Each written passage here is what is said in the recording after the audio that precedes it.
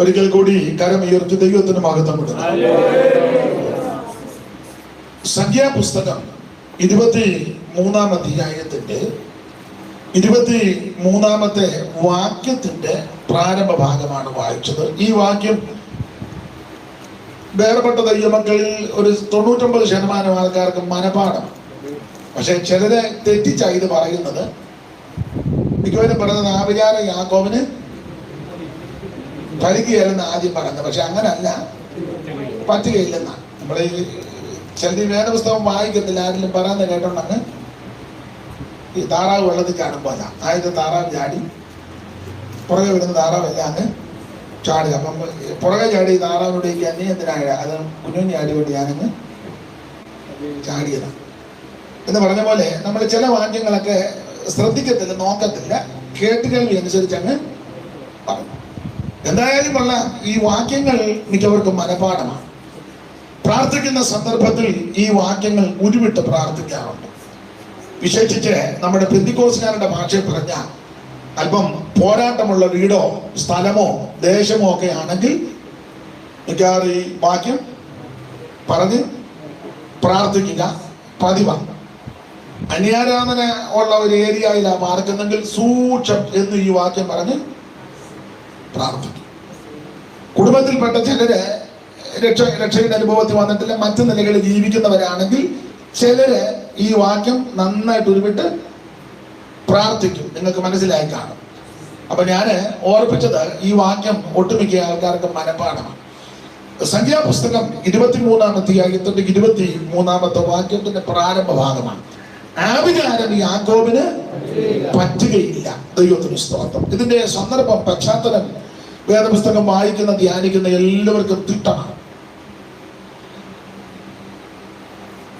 ഈ രക്ഷിക്കപ്പെട്ട ദൈവകൃപയിൽ വന്നിരിക്കുന്ന പലർക്ക് ഇപ്പോഴും ചിന്താഗതി കൊണ്ട് അവർ ആവിചാരം ചെയ്തു, അവർ ശുദ്ധരം ചെയ്തു, അവർ ചെയ്തത് കൊണ്ടാണ് ഞങ്ങളൊന്ന് ഗതി പിടിക്കാതെ കിടക്കുന്നത്. പിന്നെ തെറ്റിദ്ധരിക്കരുത്, ഞാൻ പ്രവചന ശുശ്രൂഷയ്ക്ക് എതിരല്ല. ആ ശുശ്രൂഷ ചെയ്യുന്നയാളും ചെയ്തിട്ടുള്ളയാളും അതിൽ വിശ്വസിക്കുന്നയാളും എന്ന വേദപുസ്തകത്തിൽ അങ്ങനെയാണ് എഴുതിയിരിക്കുന്നത്. അത് നിന്നു പോകും, പക്ഷെ ഇതുവരെ നിന്നിട്ടില്ല. എന്നാൽ ആ ശുശ്രൂഷയെല്ലാം അംഗീകരിക്കുകയും വിശ്വസിക്കുകയും ചെയ്യുന്നയാളെ. എന്നാൽ ഈ പേരിൽ അനേകര് പലരെയും മുതലെടുക്കാറുണ്ട്. വീടുകളിലേക്ക് വന്ന് പ്രാർത്ഥിച്ച്, അല്ലെങ്കിൽ പ്രാർത്ഥിച്ചുകൊണ്ടിരിക്കുമ്പോൾ, അല്ലെങ്കിൽ സഭയിൽ വന്ന് കാര്യങ്ങളൊക്കെ പറയുമ്പോൾ അവർ ചെയ്തിട്ടുണ്ട്, ഇവർ ശുദ്ധനം ചെയ്തിട്ടുണ്ട്, അവർ ആഭിചാരം ചെയ്തിട്ടുണ്ട്, അതാണ് നിങ്ങൾ ഈ രക്ഷപ്പെടാതെ ഇരിക്കുന്നത്. പിന്നെ പ്രാർത്ഥിച്ച് പലതും കാണുന്നു കേൾക്കുന്നതൊക്കെ പലരും പറയാറുണ്ട്. അപ്പൊ ഇത് വിശ്വസിച്ച് ഇടപെടുന്ന ചില ആൾക്കാരുമുണ്ട്. സ്വന്തം സഹോദരങ്ങൾ കൂടോത്രം ചെയ്തെന്ന് പറഞ്ഞ് സഹോദരങ്ങളെ ഭിന്നിപ്പിച്ച സമയവും വീടുമൊക്കെ എനിക്കറിയാം. സ്വന്തം സഹോദരങ്ങൾ പെറ്റതല്ല കൂടോത്രം ചെയ്തെന്ന് പറഞ്ഞ് അമ്മയെ അന്വേഷിക്കാതെ വീട് വിട്ടു പോയ ആൾക്കാരുണ്ട്. ഇതിലെ ഈ ദൂതിന്റെ വെളിച്ചത്തിലായി പോകുന്നത്. പെറ്റതല്ല പ്രവാചകൻ വന്ന് പറഞ്ഞു, തള്ള നിങ്ങൾക്കെതിരെ, ആ തള്ളയ്ക്കാന്ന് എഴുന്നേറ്റ് പോലും നടക്കാൻ വേണ്ട. അപ്പൊ ഇത് മകൻ എത്ര വിശ്വാസമില്ലെങ്കിലും മരുമകളെ സൂക്ഷം വിശ്വസിക്കും. കാരണം ഈ പേര് പറഞ്ഞ് തള്ളയെ അന്വേഷിക്കാതെ വീട്ടിൽ നിന്ന് പോകുകയും. നിങ്ങൾക്ക് മനസ്സിലാകുന്നുണ്ടോ? നിങ്ങളുടെ മുഖമൊന്നും കറക്കരുത്. ഞാൻ കൃത്യം 1 മണിയാകുമ്പോൾ നിർത്തും. കാരണം വൈകിട്ട് ഞങ്ങളുടെ വീട്ടിൽ യോഗ ഉള്ളതുകൊണ്ട് എനിക്ക് നേരത്തെ പോവുകയും ചെയ്യും. നിങ്ങൾ സൂചി പിടിച്ച് തിരിക്കരുത് 1 മണിയിലോട്ട്. അത് അതിന്റെ പരുവത്തിന് വന്നോളൂ. അപ്പൊ ശ്രദ്ധിക്കുക, യാക്കോബിന് പറ്റത്തില്ല. പക്ഷെ യാക്കോബ് എങ്ങനെ ആയിരിക്കണം?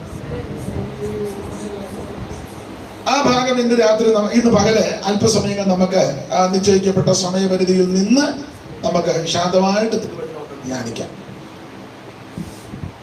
ഇത് സംഖ്യാപുസ്തകത്തിലാണ് ഈ പദം നമ്മൾ വായിച്ചത്.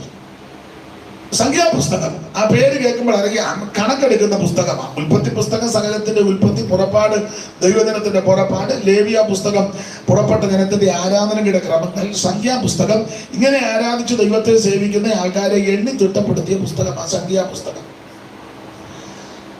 എന്നെ നിങ്ങളെ എല്ലാം ദൈവം എണ്ണിയിട്ടുണ്ട്. സ്തോത്രം. എല്ലാവരെയും ദൈവം എണ്ണി വെച്ചിരിക്കുക. ഇനി ഈ തിരുവചനം തന്നെ പഠിപ്പിക്കുന്ന നമ്മെ മാത്രമല്ല എണ്ണിയിരിക്കുന്നത്, നമ്മുടെ തലമുടി പോലും ദൈവം എണ്ണി വെച്ചിരിക്കുക. ഇത്ര പ്രായം കൊണ്ട് എത്ര മുടി പൊഴിഞ്ഞെന്ന് നമുക്കറിയത്തില്ല. പക്ഷെ സർവജ്ഞനായ ദൈവം അതെല്ലാം കുറിച്ചു വെച്ചിരിക്കുക. എന്തലകിലെ മൂടികളുമല്ല നിർണയമാവെണ്ണി അറിയുന്നു അമ്മേ. എന്തലയിലെ മൂടികളുമല്ല നിർണയമാവെണ്ണി അറിയുന്നു ഒന്നാകിൽ നിലത്തു വീണിടണമെങ്കിൽ ഒന്നാകിൽ നിലത്തു വീണിടണമെങ്കിൽ ഉന്നതനാകിയേ സാധ്യമായിടൂ അമ്മേ. ഉന്നതനാകിയേ സാധ്യമായിടൂ. അപ്പൊ ശ്രദ്ധിക്കുക, നമ്മെ മാത്രമല്ല എണ്ണിയിരിക്കുന്നത്, നമ്മുടെ തലമുടി പോലും ദൈവം എണ്ണി തിട്ടപ്പെടുത്തുന്നത്.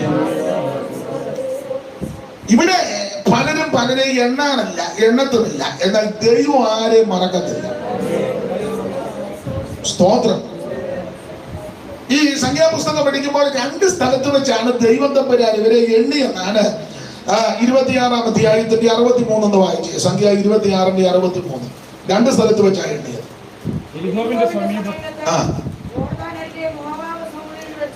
യെരിഹോവിന് സമീപത്ത് യോർദാനിരിക്കെ മോവാബ് സമഭൂമിയിൽ വെച്ച് ഇസ്രായേൽ മക്കളെ എണ്ണിയപ്പോൾ മോശയ്ക്കും പുരോഹിതനാകുന്ന എലിയാസനെ എണ്ണിയവർ ഇവർ തന്നെ. ആ എണ്ണിയ കണക്കാണ് മേളിലത്തെ അധ്യായങ്ങളിൽ കൊടുത്തിട്ടുണ്ട്. എണ്ണിയവർ ഇവർ തന്നെ. അടുത്തത്, എന്നാൽ മോശയ്ക്കും അഹ്റോൻ പുരോഹിതനും സീനായി മരുഭൂമിയിൽ വെച്ച് ഇസ്രായേൽ മക്കളെ എണ്ണിയപ്പോൾ അവരെണ്ണിയവരിൽ ഒരുത്തനും ഇവരുടെ കൂട്ടത്തിൽ കണ്ടില്ല. ഞാൻ മിക്കപ്പോഴും പറയാറുണ്ട്, എണ്ണിയ പുള്ളി ഒടുവിലില്ലായിരുന്നു. അവർ 2 സ്ഥലത്ത് വെച്ച് ഇവരെ എണ്ണി. ഒന്ന് സീനായി മരുഭൂമിയിൽ വെച്ച് ഇവരെ എണ്ണി. മോവാബിൽ വന്നപ്പോൾ ഇവരെ യോർദാൻ അക്കരെ മോവാബ് സമഭൂമിയിൽ വെച്ചു എണ്ണി. 2 സ്ഥലത്ത് വെച്ച് എണ്ണി. അപ്പോൾ ആദ്യം എണ്ണിയവരിൽ ഒരുത്തനും ഒടുക്കം എണ്ണിയപ്പം കണ്ടില്ല, എണ്ണിയ പുള്ളിയില്ല. ആദ്യം ഇവരെ എണ്ണിയത് ആരൊക്കെയാണ്?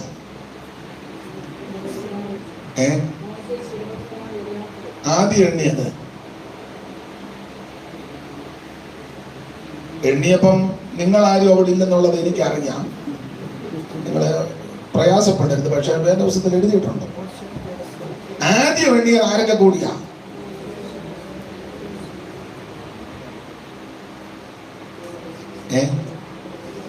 നിങ്ങൾ എന്തേലും ഒന്ന് പറ, നമുക്ക് പോണ്ടേ.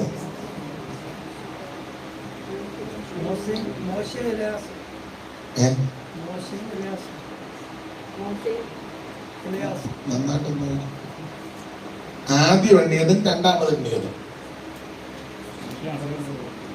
അതാ.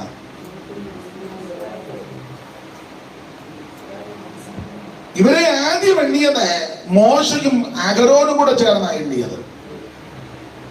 ആ വിഷയം ഇവിടെ താഴെ മേളിലുമായിട്ടാണ് എഴുതിയേക്കുന്നത്. നിങ്ങൾ ഇത് വായിക്കുന്നവരാന്നോ ഇതുമായിട്ട് എന്തോ ബന്ധമുണ്ടെന്ന് അറിയാൻ ഞാനത് ചോദിച്ചെന്നേ ഉള്ളൂ. അപ്പൊ എനിക്ക് ഈ മര പറഞ്ഞില്ലയോ കൊടി കിട്ടുന്നു, അതുകൊണ്ടൊന്ന് അങ്ങനാന്ന് ഇനി അങ്ങോട്ട് പോയാൽ മതിയല്ലോ.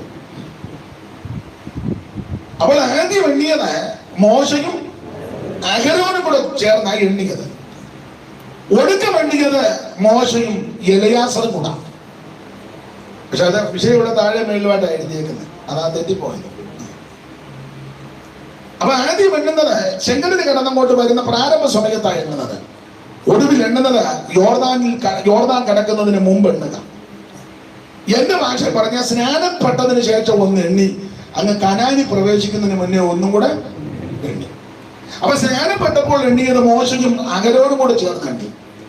കനാനിൽ പ്രവേശിക്കുന്നതിന് മുമ്പ് എണ്ണിയപ്പോൾ അഹരോനില്ല, മോശയും എലയാസറും കൂടെ ചേർന്ന് എണ്ണി.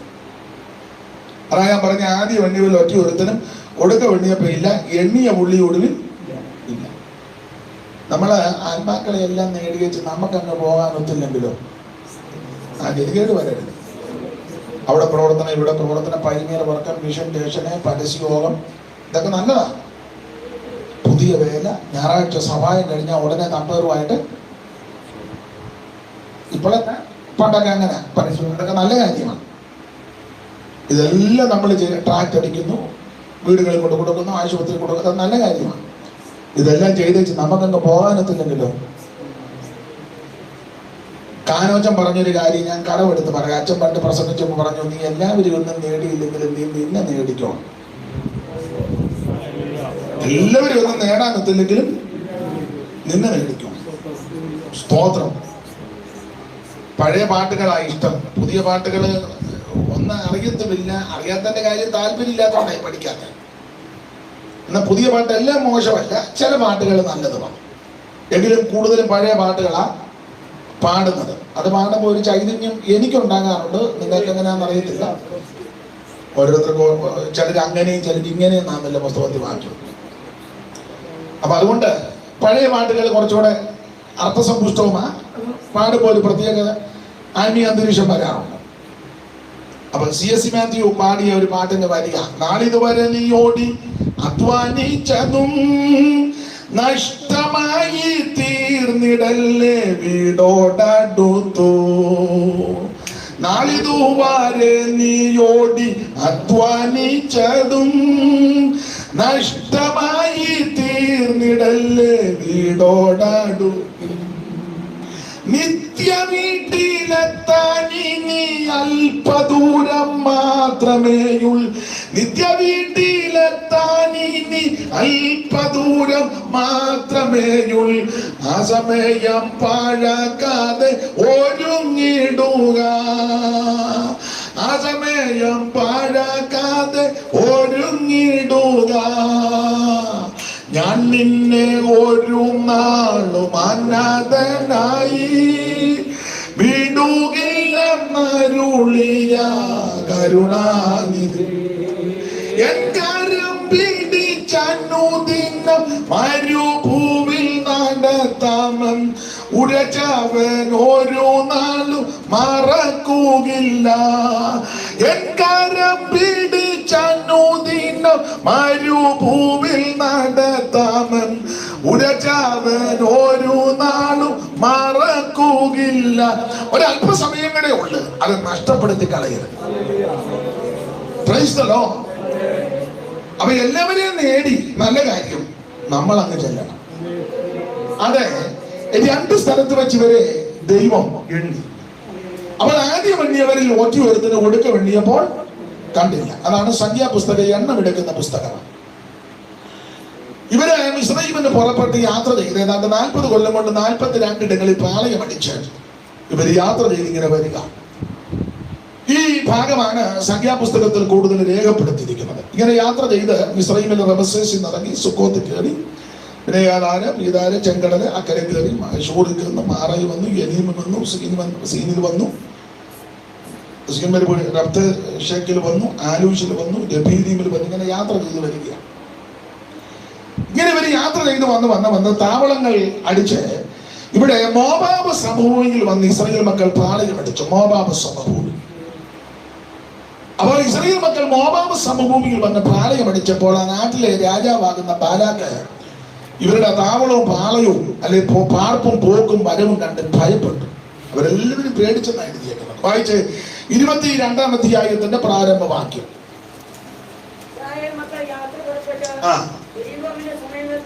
ഇസ്രായേൽ മക്കൾ യാത്ര പുറപ്പെട്ട് യെരിഹോവിന് സമീപത്ത് യോർദാനക്കരെ മോവാബ് സമഭൂമിയിൽ അടുത്തത് ഇസ്രായേൽ മക്കൾ അമോര്യരോട് ചെയ്തതൊക്കെയും സിഫോനിന്റെ മകനായ ബാരാക്ക് അറിഞ്ഞു. ജനം വളരെ ആയിരുന്നത് കൊണ്ട് മോവാബ് ഏറ്റവും ഭയപ്പെട്ടു. ദൈവത്തിന് സ്തോത്രം.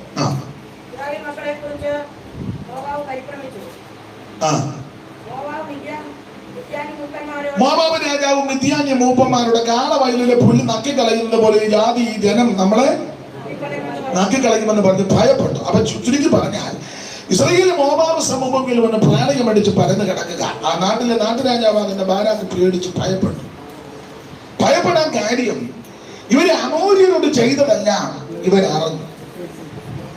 പണ്ടൊക്കെ എല്ലാ കാര്യവും അറിയത്തില്ലെങ്കിലും ചില കാര്യങ്ങൾ കേട്ടറിവും പഴയ ആൾക്കാർ പറഞ്ഞു. പണ്ട് പെന്തിക്കോസുകാർ ഒരു ബഹുമാനവും ഭയവും ഒക്കെ ഉണ്ടായിരുന്നു. ഒരു പെന്തിക്കോസുകാരൻ ആ ബസ് സ്റ്റോപ്പിൽ പോയി നിൽക്കുക, അല്ലെങ്കിൽ കട സാധനം മേടിക്കാൻ വന്നാൽ മറ്റൊരാള് പെട്ടെന്നൊരു അനാവശ്യം പറയത്തില്ല. അവർ പറയട്ടെ പാവച്ചാനാണ് നിൽക്കുന്നത് പറയും. ഇപ്പോഴോ ഇപ്പം പാവച്ചാനാ അനാവശ്യം ആദ്യം പറയാൻ. മറ്റവര് പിന്നെയും പറയും പാവച്ച അങ്ങനെ പറയാം, നിങ്ങൾ പെന്തിക്കോസിലല്ലേ. നമുക്കിപ്പോ ഒരു ഗുണദോഷം തരിക. നിങ്ങൾക്ക് മനസ്സിലായ കാര്യമാണോ അതോ മനസ്സിലാകണം? പണ്ട് നമ്മൾ നിന്നാൽ അവര് അനാവശ്യമൊന്നും പറയത്തില്ല. സ്ഥലവും സമയവും ഒന്നും ഞാൻ പേര് ഒന്നും പറയുന്നില്ല. പണ്ടൊരു കോടതി കേസ് വന്നു. നമ്മുടെ ഒരു ഉപദേശിയ അദ്ദേഹത്തെ വിളിച്ചു. അദ്ദേഹത്തിന് വക്കീലൊന്നുമില്ല, വാദിക്കാൻ പൈസയൊന്നുമില്ല, ഒരു പരമാർത്ഥിയ. അപ്പോൾ എതിർകക്ഷികൾക്ക് വക്കീലായി ഒരു വാദിച്ച കാര്യങ്ങളെല്ലാം. അപ്പൊ ഈ ന്യായാധിപന് മനസ്സിലായി ഇദ്ദേഹം നിരപരാധിയാണ്. എങ്കിലും ഒടുവിൽ ചോദിച്ചു, പ്രതിക്ക് എന്തെങ്കിലും ബോധിപ്പിക്കാനുണ്ടോ കോടതിയിൽ? അപ്പോൾ ആ ഭക്തനായ മനുഷ്യൻ ആ കോടതി ബഹുമാനിച്ചു പറഞ്ഞു, പഴയ ആളാ. അദ്ദേഹം പറഞ്ഞു, ന്യായാധിപനെ നോക്കിയിട്ട് പറഞ്ഞു, ഏമാനെ ഞാനൊരു പെന്തിക്കോസുകാരനാ, കള്ളം പറയുകയായിരുന്നു പറഞ്ഞു. ഒറ്റ വാക്കേ പറഞ്ഞു. ആ ന്യായാധിപൻ മൗനം ദീക്ഷിച്ചിരുന്ന് കുറച്ച് കാര്യത്തോടെ ചിന്തിച്ചു അദ്ദേഹം കൽപ്പന കിട്ടും. അദ്ദേഹം നിരപരാധിയെ വിട്ടേക്കാൻ പറഞ്ഞു. ഒറ്റ വാക്കേ പറഞ്ഞു, ഞാനൊരു പെന്തിക്കോസുകാരനാ, ഞാൻ കള്ളം പറയുകയല്ല. എത്ര പറഞ്ഞു? ഇന്നെങ്ങാനും നമ്മൾ ഇന്ന് കോടതിക്കകത്ത് അങ്ങനെ പറഞ്ഞാലോ, ഞാനൊരു പെന്തിക്കോസുകാരൻ. നിന്നെ കാണാനിരിക്കുകയായിരുന്നു, നീ നാളെ ആ ബ്ലേഡ് വിഷയത്തിൽ അതിന് തർക്കം. അനിയന്റെ വസ്തു കൊടുക്കാതെ നീ വേലി കെട്ടി തിരിച്ച് നിന്നെ പറ്റി ഇവിടെ കംപ്ലൈന്റ് പലത്. നിങ്ങൾ എന്തേലും പറ. നീ ചേട്ടനും അണിയനുമായിട്ട് വഴക്കുണ്ടാക്കി അവന്റെ വസ്തു കൊടുക്കാതെ പിടിച്ചു വെച്ച അവസാനം കോടതി കേസുമായി അടി ഉണ്ടാക്കി നീ വേറെ സഭയിലും പോയി. നിന്നെ പറ്റി ഇവിടെ പാളകത്തല്ലേ? ഒട്ടും നമ്മൾ അധികം പറയാതിരിക്കുന്നതായിരിക്കും. അതാ കുറച്ചുകൂടെ നല്ലതെന്നാ എന്റെ അഭിപ്രായം. സ്തോത്രം, സ്തോത്രം. മോവാബ് രാജാവ് വളരെ ഭയപ്പെട്ടു. കാരണം ഇസ്രായേൽ മക്കളെ പറ്റിയുള്ള ഭയം ഇവർക്കുണ്ടായി. ഒരു കാര്യം പെന്തിക്കോസുകാരോട് പറയാം, പ്രാർത്ഥിക്കുന്ന ഭക്തന്മാരെ അന്നിരുന്നും ഭയമാണ്. ഒന്നുകൂടെ തെളിച്ചു പറഞ്ഞാൽ, വേർപാടും വിശുദ്ധിയും നീതിയും വിശ്വസ്തയോടെ ജീവിച്ച് ദൈവസന്നിധിയിൽ വിശ്വസ്തരായി നിൽക്കുന്ന ഭക്തന്മാരെ അന്നും ഭയമായി, ഇന്നും ഭയമാണ്. ഞാൻ പറയുന്ന ഭാഷ അല്പം കടുപ്പമായിരിക്കും. അല്ലാത്തവരെ കാജിന് വില വെക്കുകയല്ല. ഓട്ടോക്കാരന് നിന്നെ ഇടിപ്പിക്കാൻ നോക്കും. നീ അവിടെ ബസ് കയറാൻ നിൽക്കും, അവൻ പെട്ടെന്ന് വെട്ടിക്കും. മനസ്സിലാകുന്നുണ്ടോ? ഇടിപ്പിക്കാനല്ല, എന്നാലും നിന്നെ അത്രയ്ക്ക് ബഹുമാനമാണ്. സ്തോത്രം, ദൈവത്തിന് മഹത്വം. എന്നാൽ വിശുദ്ധിയോടെ, വിശ്വസ്തയോടെ, നീതിയോടെ, പരമാർത്ഥതയോടെ വേദപുസ്തകത്തിന്റെ പ്രമാണപ്രകാരം അവന് മോൻ എന്താ മോനെ പറഞ്ഞ് ഇടിപ്പിച്ചെന്നാണോ പറഞ്ഞത്? ഏതാണ്ട് പറഞ്ഞു നിങ്ങൾ തമ്മിൽ എന്താ എന്തോ പറഞ്ഞു. പ്രസംഗം എറിക്കുന്നില്ലെന്നാണോ? ആര് പറഞ്ഞു? ഞാനിതിന് ശരിയാകുന്നില്ലെന്നായിരിക്കും. ദൈവത്തിന് മഹത്വം.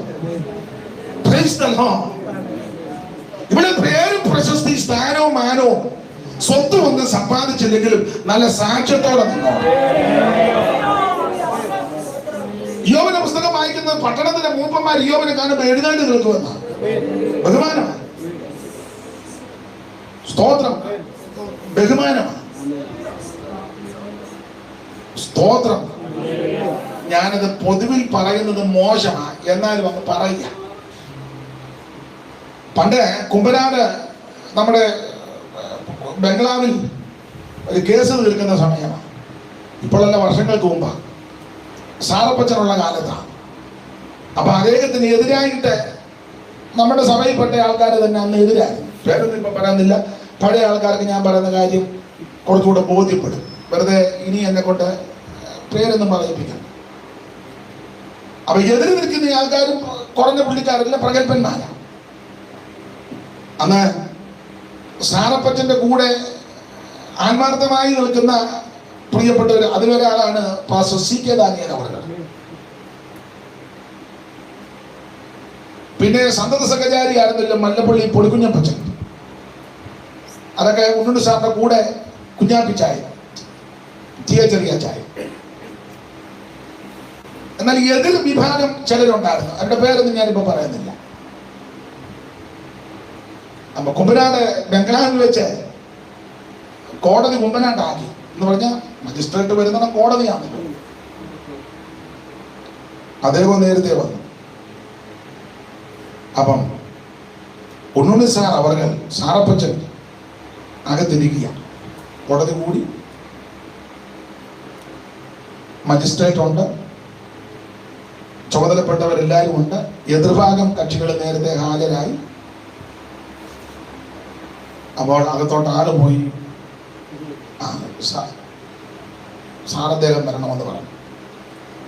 ഞാനിത് കണ്ടില്ല, അന്നുണ്ടായിരുന്ന ആൾ എന്നോട് വളരെ തിട്ടമായിട്ട് പറഞ്ഞതാണ്.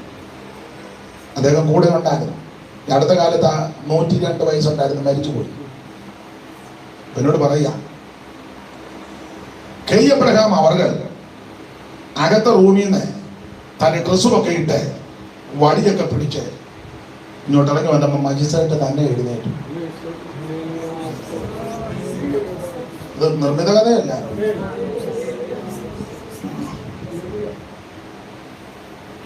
സാറപ്പച്ചനകത്ത് ഇങ്ങോട്ട് വടിയായിട്ട് അന്ന് ക്ഷീണിതനാ ഇറങ്ങി ഇങ്ങോട്ട് വന്നപ്പോൾ മജിസ്ട്രേറ്റ് വരെ എഴുന്നേറ്റു.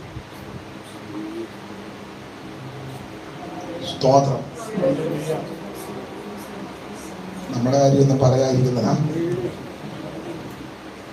നമ്മളെ വഴിയെ പോകുന്ന പട്ടിക്ക് പോലും പട്ടി നിന്നെ കാണുമ്പം ആയത്തിലാ കുലയ്ക്കുന്നത്. ഞാൻ പരമാർത്ഥമൊന്നും പറയില്ല. സ്തോത്രം. ഇവിടെ വലിയ സ്ഥാനവും മാനവും ഒന്നും ലഭിച്ചില്ലെങ്കിലും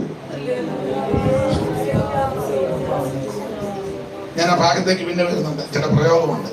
ആടെ അപ്പൊ ഇസ്രായേൽ മക്കളെ പറ്റിയുള്ള ഭയം മോവാബിൽക്കുണ്ടായി. മോവാബ് ഭയപ്പെട്ടു. നമുക്ക് ഭയമാ. അപ്പൊ മിഥ്യാന്യ മൂപ്പന്മാരുമായിട്ട് ഇവര് കൂടി ആലോചിച്ചു, ഇവരെ നമുക്ക് ഒതുക്കണമല്ലോ. ഇവര് കാളവയലിലെ പുല്ല് നക്കിക്കളയുന്നത് പോലെ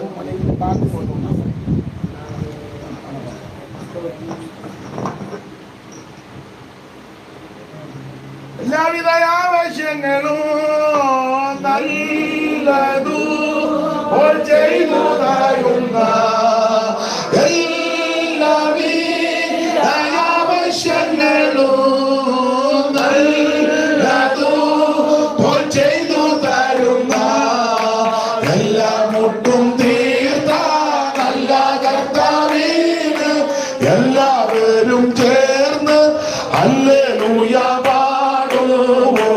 അവനെല്ലാം മുട്ടും തീർത്ത നല്ല കർത്താവിന് എല്ലാവരും ചേർന്ന് ഹല്ലേലൂയ പാടുമോ. അപ്പൊ മിഥ്യാന്യ മൂപ്പന്മാരുമായിട്ട് ബാലാക്ക് കൂടി ആലോചിച്ചു, ഈ ജനത്തെ നമുക്ക് ഒതുക്കണം, ഇവരെ നശിപ്പിക്കണം.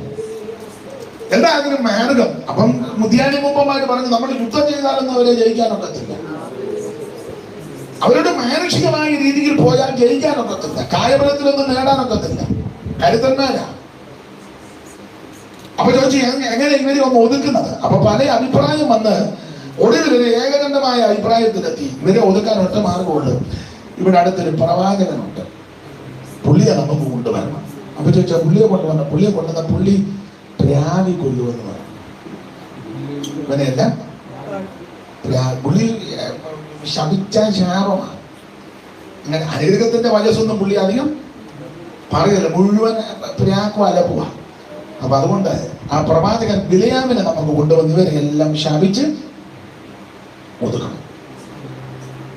അപ്പൊ എല്ലാവരും കൂടെ തീരുമാനിച്ചു, അങ്ങനെ ആട്ടെ. അങ്ങനെ ബിലയാമിന് ആള് വിട്ടു. നിങ്ങൾക്ക് ഭാഗം അറിയാവുന്ന അധികം വിവരിക്കണ്ടല്ലോ. ബിലയാമിനെ ആള് വിട്ട് ഒരു ജാതി, ഒരു വംശം, ഒരു ജനതതി വന്ന് മോവാബിൽ പടർന്ന് കിടക്കുക. നീ വന്നവരെ പ്രാവി കൊല്ലണം. ബാരാക്ക് 2 പേരെ വിട്ടു. അപ്പൊ ഈ ഭൃത്യന്മാര് വന്ന് ബിലിയാമിനെ ക്ഷണിച്ചപ്പോൾ ബിലിയാം പറഞ്ഞു, ഞാൻ ശുശ്രൂഷയ്ക്ക് വിളിച്ച ഉടനെ പോകത്തില്ല, പ്രാർത്ഥിച്ച് നോക്കിയേ. നല്ല കാര്യം, നിങ്ങൾ ഇവിടെ വിശ്രമിക്കുക, ഞാൻ വൈകിട്ടൊന്ന് പ്രാർത്ഥിക്കും. അങ്ങനെ ബിലിയാം പ്രാർത്ഥിച്ചപ്പോൾ ദൈവം പറഞ്ഞു പോകണ്ട. ബിലിയാം രാവിലെ വന്ന് അവരോട് പറഞ്ഞു, നടത്തിപ്പില്ല, നിങ്ങൾ അന്ന് പോക്കോ, ഞാൻ വരുന്നില്ലെന്ന്. അവര് തിരിച്ചു വന്ന് ബാലാക്കിനോട് പറഞ്ഞു, നമ്മൾ ഉദ്ദേശിക്കുന്നത് പോലെയല്ല, പുള്ളി പ്രാർത്ഥിക്കുന്നവനാണ്. ഞങ്ങൾ ചെന്ന് ഡേറ്റ് പറഞ്ഞില്ല, പുള്ളി പറഞ്ഞ് പ്രാർത്ഥിച്ച് നോക്കട്ടെ. പുള്ളി പ്രാർത്ഥിച്ച് നോക്കിയപ്പം പുള്ളിയോട് ദൈവം പറഞ്ഞ് പോകണ്ട, അതുകൊണ്ട് പുള്ളി വരുന്നില്ല. അപ്പൊ ഈ ബാലാക്കിന് കുറച്ച് ബുദ്ധിയുള്ളവനാണ്. ബാലാക്ക് ഉടനെ ഇവരിൽ മാന്യന്മാരെ ചിലരെ അയച്ചു, കുറച്ച് സമ്മാനവും കൂടെ കൊടുത്തു. കുറച്ചുകൂടെ നമ്മുടെ ഭാഷ പറഞ്ഞ കുറച്ചുകൂടെ സ്റ്റാൻഡേർഡ് ഉള്ളവരെ അയച്ചു, സമ്മാനമെല്ലാം കൊടുത്തു. സമ്മാനം കണ്ണു കുരുടാക്കുമെന്നുണ്ടല്ലോ. ഇവര് കഴുതപ്പുറത്തുമായിട്ട് സമ്മാനമൊക്കെ ആയിട്ട് വീണ്ടും വന്ന് ബിലിയാമിനെ വിളിച്ചു. ബിലിയാ ഇവരെയും കണ്ട്, കഴുതയെ കണ്ടു, സമ്മാനമെല്ലാം കണ്ട്, അതിന്റെ കണക്കിനുണ്ട്. അപ്പൊ ബിലിയാമിന് ചെറിയ പൊടി താല്പര്യമൊക്കെ വന്നു. പുള്ളി പറഞ്ഞ്, നിങ്ങൾ ഇവിടെ വെയിറ്റ് ചെയ്യും, അതിന് ഒന്നുകൂടെ പ്രാർത്ഥിച്ചു നോക്കട്ടെ. അങ്ങനെ പ്രാർത്ഥിക്കുന്ന പെന്തിക്കോസുകാരുമുണ്ട്. തലേന്നൊരു പ്രവാചകൻ വന്ന് പുള്ളിയായിട്ട് പ്രാർത്ഥിച്ചു. പുള്ളി പറഞ്ഞു, വീട് ഇപ്പൊ പണിയുന്നതായിട്ട് കാണുന്നില്ല. പിറ്റേന്നൊരു പ്രവാചകൻ വന്നു, പുള്ളിയോട് ഒന്നുകൂടെ പ്രാർത്ഥിച്ചു. അങ്ങനെ പുള്ളി പറഞ്ഞു, വീട് ഇപ്പൊ തന്നെ പണിയുന്നതായിട്ടാ കുഴഞ്ഞു. തലേന്ന് വന്ന പുള്ളി പറഞ്ഞ് പണിയുന്നതായിട്ട് കാണുന്നില്ല. പിറ്റേന്ന് വന്ന പുള്ളി പറഞ്ഞു ഉടനെ പണി. മൂന്നാം ദിവസം വന്ന പുള്ളിയോട് പറഞ്ഞു, ഒന്നുകൂടെ പ്രാർത്ഥിച്ച് നോക്കാം. പുള്ളി പറഞ്ഞു, നിങ്ങൾ വീട് പണിയുന്നതായിട്ട് നിങ്ങൾ അന്ന് എന്നാ ചെയ്യും പറ, എന്നാ ചെയ്യാനോ? കുഴഞ്ഞൊക്കെ അല്ല, അവസാനം പണി ഇനി ആരെയും നമ്മുടെ ശുശ്രൂഷയ്ക്ക് വിളിക്കണം, നമ്മുടെ പാസ്റ്റർ മാത്രമാണ് അവിടെ കുഴയില്ല. ഇവിടെ ബിലിയാം ഇത് തന്നെ പറഞ്ഞു, നിങ്ങൾ മെയിൻ ചെയ്യും, ഒന്നുകൂടെ പ്രാർത്ഥിക്കട്ടെ. പുള്ളി ഒന്നുകൂടെ പ്രാർത്ഥിച്ചപ്പോൾ ദൈവം പറഞ്ഞു പൊക്കോളാൻ പറഞ്ഞു.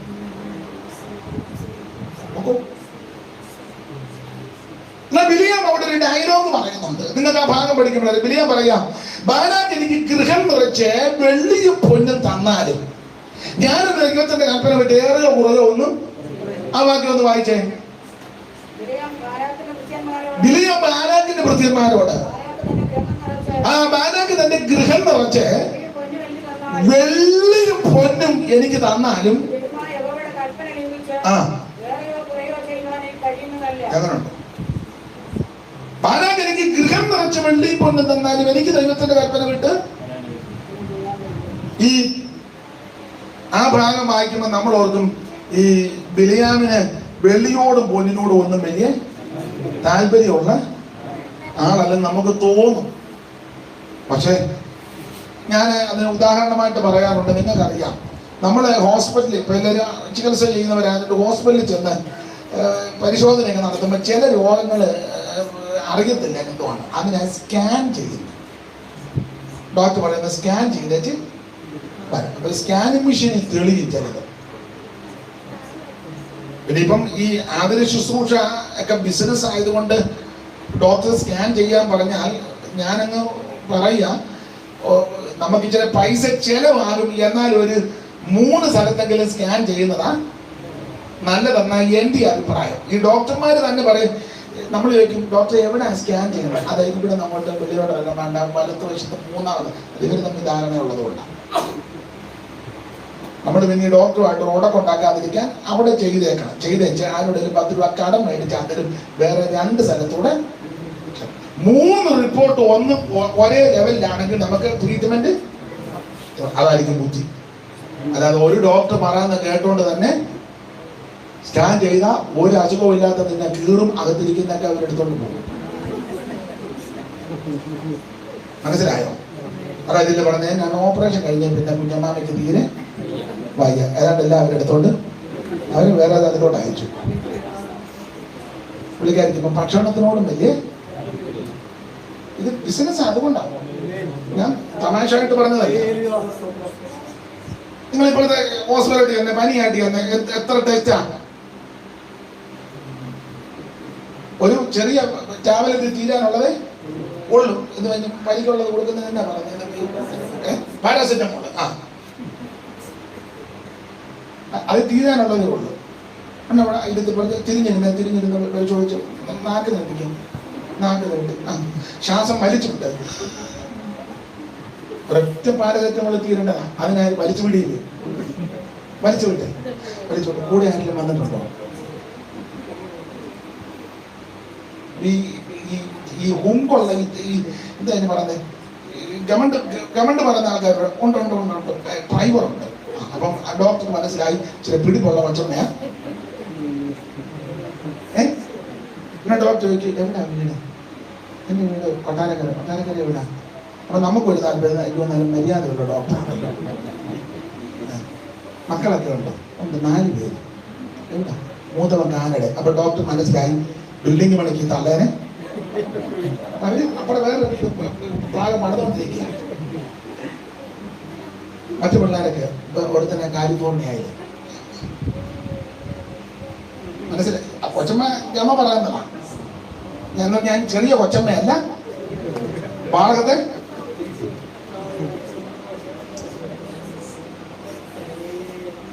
അന്നേരം അവന് മനസ്സിലായി. ഇത് പറഞ്ഞുകൊണ്ടിരിക്കുമ്പോഴെല്ലാം എഴുതുക. നമ്മൾ ഈ ആധാരം എഴുതുമ്പോൾ നമ്മുടെ മുഖത്തോട് നോക്കി എഴുതുക. 18 കൂട്ടം കൊള്ളുക.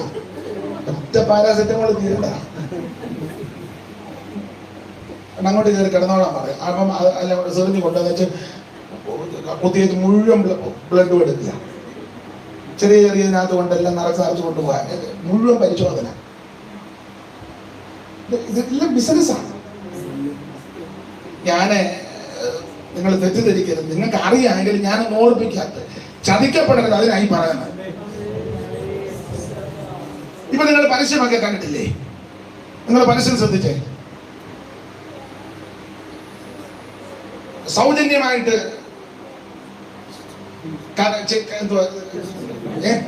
കണ്ണു പരിശോധന, സൗജന്യമായ കണ്ണാടി കടക്കാരുമായിട്ട് ഒരു ധാരണ. സൗജന്യമായ നമുക്ക് ഈ സൗജന്യം വന്ന് കേൾക്കുമ്പോൾ ഇടിച്ചു കയറും ആൾക്കാർ. മറ്റടുത്ത് പോയാൽ 50 രൂപ കൊടുക്കണ്ടേ? ഇവിടെ ആകുമ്പോൾ 50 രൂപ കൊടുക്കാതിരിക്കാൻ 300 രൂപയുടെ ഡീസൽ അടിച്ചാ പോകുന്നത്. എന്നാലും 50 രൂപ കൊടുക്കണ്ടല്ലോ. വാഹനം ഓടിക്കുന്നവർ നിങ്ങൾ ശ്രദ്ധിച്ച ടോളിന്റെ അവിടെ ചെന്നാൽ 70 രൂപ കൊടുക്കണം. അതിന് വേറെ വഴി കൂടെ. അതിലെ പോയപ്പോ 600 രൂപ ഡീസൽ. ഇത് 70 കൊടുത്തിരുന്ന പെട്ടെന്ന് അതില് മനുഷ്യന്റെ പ്രകൃതിയാണ്. അപ്പൊ സൗജന്യ കണ്ണ് ചികിത്സ നേത്ര സംബന്ധിച്ച് അപ്പൊ അവിടെ നോക്കി എല്ലാം വെച്ച് നോക്കി എല്ലാം നോക്കിയോ. പിന്നെ അവർ പറയുന്നത് ഇടത്തേക്കടന്ന് ചെറിയ ഭാര്യയും ഭർത്താവും കൂടാ പോയത്. ഭർത്താവിന് കുഴപ്പം ഇല്ല, അപ്പൊ എനിക്ക് കുഴപ്പമില്ല, 50 രൂപ ലാഭം. ഭാര്യനെ നോക്കിയപ്പം ഇടത്തെ കണ്ണിന് ഉണ്ടെ അവരെ അടക്കമാണ്. ഇത് അധികം നാട് പോയാൽ വലത്തെ കണ്ണിന്റെ കാഴ്ചയും കൂടെ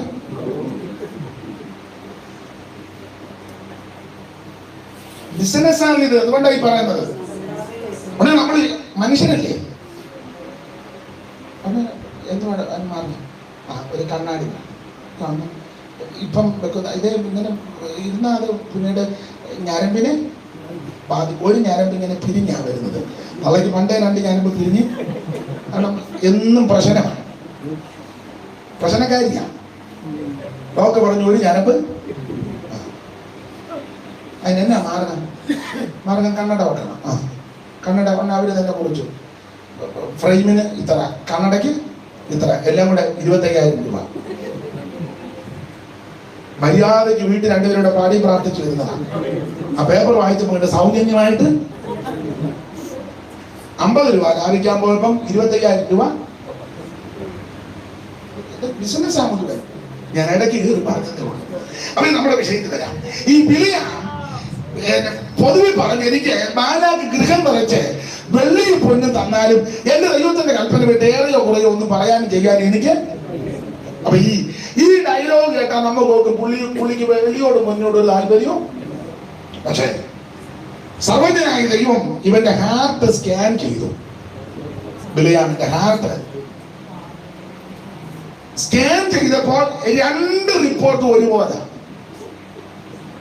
2 സ്ഥലത്ത് സ്കാൻ, ഞാൻ പറഞ്ഞ 2 സ്ഥലത്തെങ്കിലും കുറഞ്ഞത് സ്കാൻ ചെയ്യണമെന്ന്. 2 സ്ഥലത്ത് സ്കാൻ ചെയ്തപ്പം സെയിം റിപ്പോർട്ട്. നിങ്ങൾ 2 വാക്യം ഒന്ന് വായിച്ചേ. പത്രോസിന്റെ 1-ാം ലേഖനം 2-ാം അധ്യായത്തിന്റെ 14-15 ഒന്ന് വായിച്ചേ.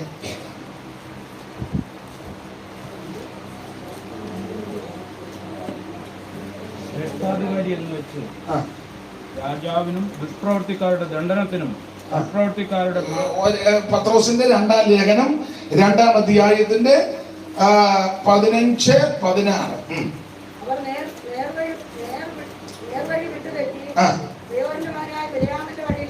ബെയോരിന്റെ മകനാകുന്ന ബിലിയാമിന്റെ വഴിയിൽ. അടുത്തത്, അവൻ അനീതിയുടെ കൂലി അനീതിയുടെ കൂലി കൊതിച്ചു.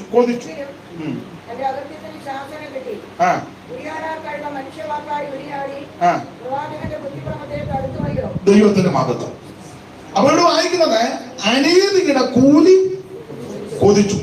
സംഖ്യാപുസ്തകത്തിൽ പറയുന്നത് ബാലാക്ക് എനിക്ക് ഗൃഹം നിറച്ച് വെള്ളിയും പൊന്നും തന്നാലും എനിക്ക്, പക്ഷെ ഇവന്റെ ഹാർട്ട് സ്കാൻ ചെയ്തപ്പോ കൂലി കൊതിച്ചിരിക്കുകയാകും. യൂദായുടെ ലേഖനം 11-ാം വാക്യം വായിച്ചേ. 2-ാമത്തെ സ്കാൻ റിപ്പോർട്ട്. യൂദ 11. ഇതിന് വീടിന്റെ തപ്പണ വെളിപ്പാട് പുസ്തകത്തിന്റെ തൊട്ട് പറയില്ലല്ലേ. കയ്യിന്റെ വഴിയിൽ നടക്കുകയും കൂലി കൊതിച്ച് ബിലിയാമിന്റെ വചന. അവിടെ കൂലി കൊതിച്ചെന്ന. അപ്പൊ സംഖ്യാപുസ്തകം 22-23 പഠിക്കുമ്പോൾ വെള്ളിയോട് പൊന്നിയുടെ താല്പര്യമില്ലെന്ന പുള്ളിയുടെ ഡയലോഗ്. പക്ഷെ സർവജ്ഞാന ദൈവം ഹാർട്ട് സ്കാൻ ചെയ്തപ്പോ 2 റിപ്പോർട്ട് ഒരുപോലെ. അത് മുഴുവൻ ദ്രവ്യാഗ്രഹത്തിന്റെ കൗശലബുദ്ധിയാണ്. ഞാൻ എന്നെയും കൂടെ പ്രതിയാക്കുക. പൗലോസ് പറഞ്ഞില്ല, ആ പാവകളിൽ ഒന്നാമെന്ന് പറഞ്ഞാൽ ഞാൻ 1-ാം പ്രതിയാകുക.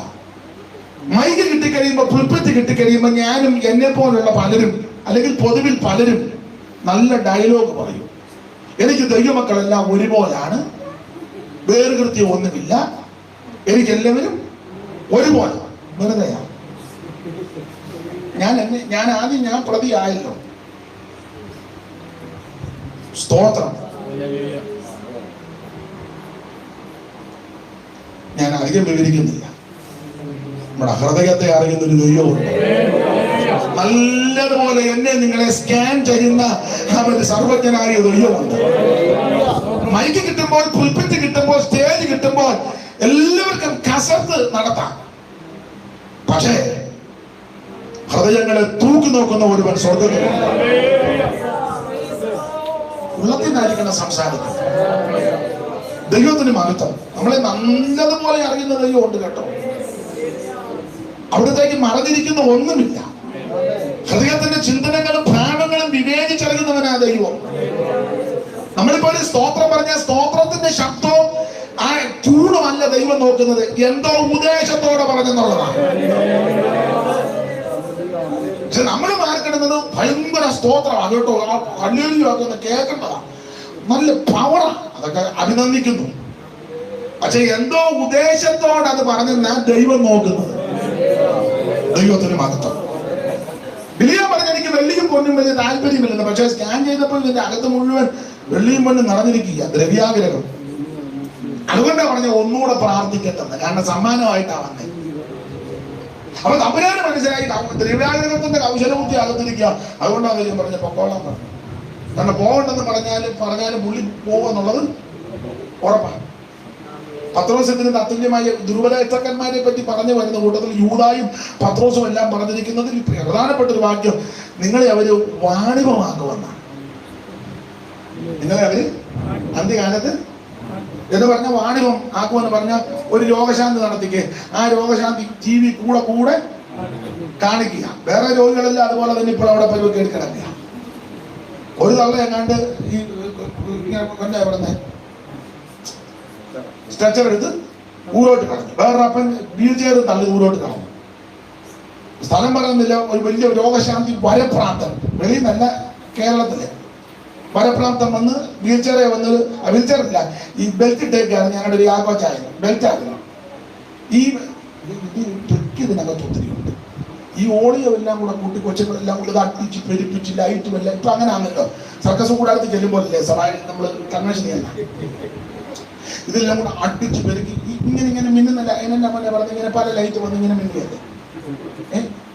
നിങ്ങളാരും കണ്ടിട്ടില്ലേ? ഉറക്കം പറ. ആ, ഞാൻ പറഞ്ഞാൽ തെറ്റും. അപ്പൊ ഈ ലൈറ്റ് എല്ലാം കൂടെ ഇറക്കി ഈ ഓളിയോ എല്ലാം കൂടെ വെച്ച് അടിച്ച് പെരുപ്പിച്ച് ചാക്കോച്ചാനെ ചെയ്ത് കയറി പുള്ളി ഇതിലും കൂടെ കണ്ടാന്തം വിട്ട. അപ്പം പരപ്രാർത്ഥം ചോദിച്ചു സൗഖ്യമായി ഞാൻ വെച്ചു. പുള്ളി പറഞ്ഞ ആയെന്ന് പറഞ്ഞു. ബെൽറ്റൂരാ പറഞ്ഞു. അങ്ങനെ ബെൽറ്റൂര് ഊരോട്ട് പറഞ്ഞു.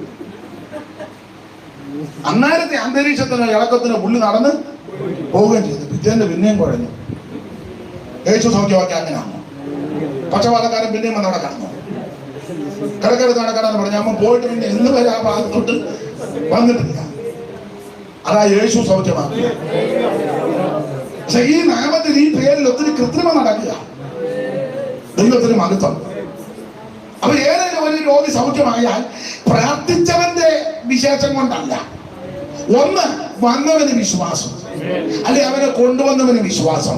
രണ്ട്, ദൈവനാമം മഹത്വപ്പെടാൻ. പൗലോസ് രോഗശാന്തി വരെ പ്രാർത്ഥന റൂമാൽ ഒത്തിരി ദേഹത്തിട്ട. പക്ഷെ എപ്പോ പ്രാർത്ഥന രോഗിയായിട്ട് ഇട്ടില്ല.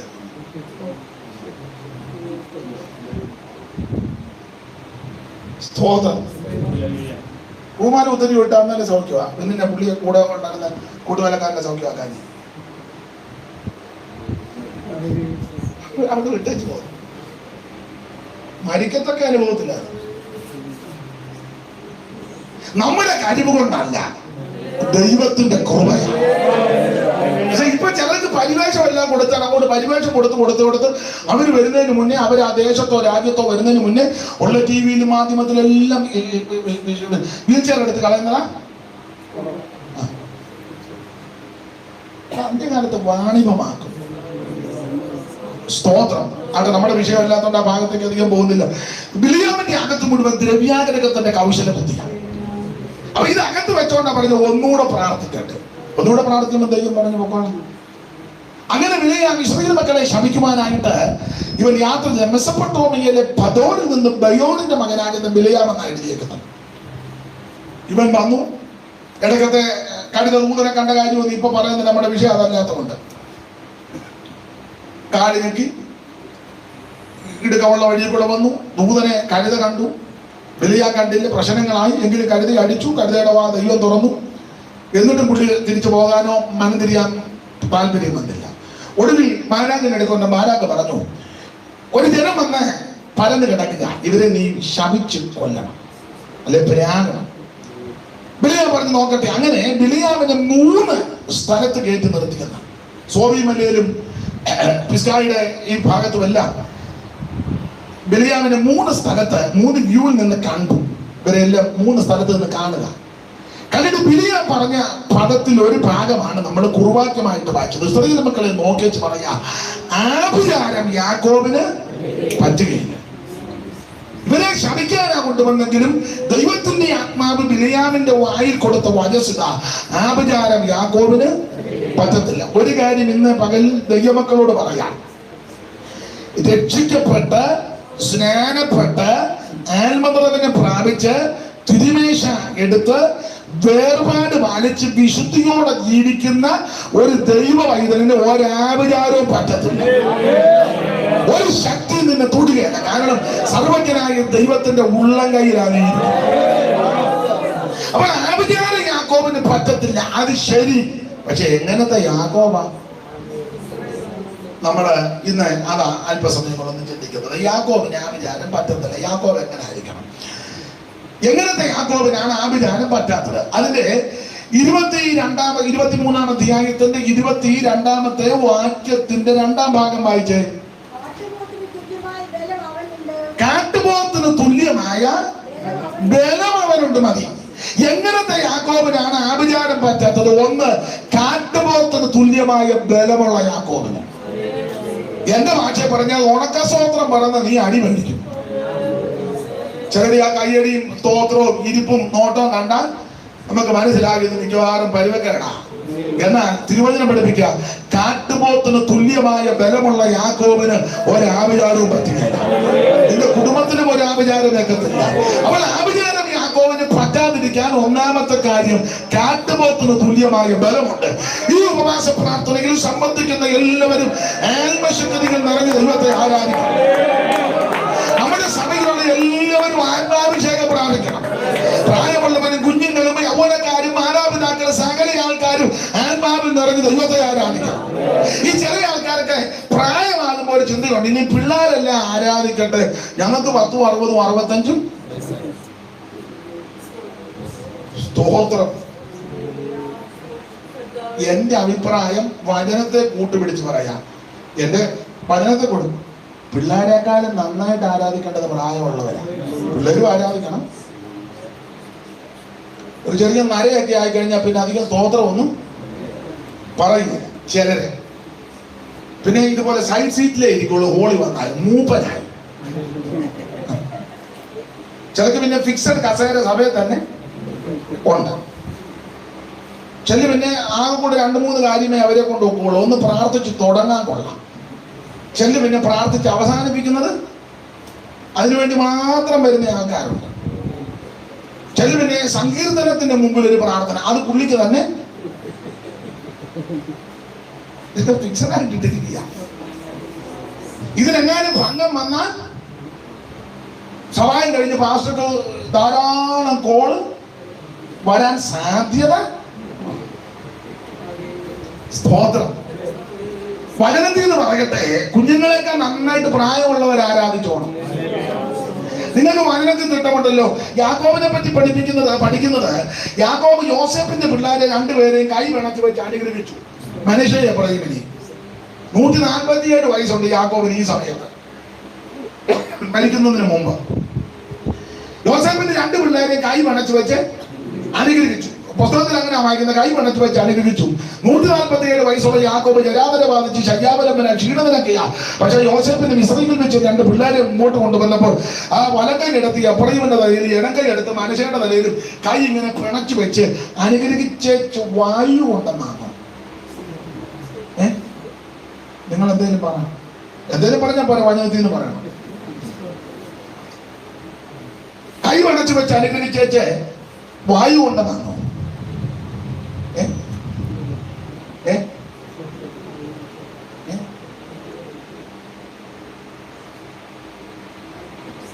അമ്മാമയാണല്ലോ വാക്യം വായിച്ച് കണികടാതെ ദൈവത്തേക്കട്ടെ.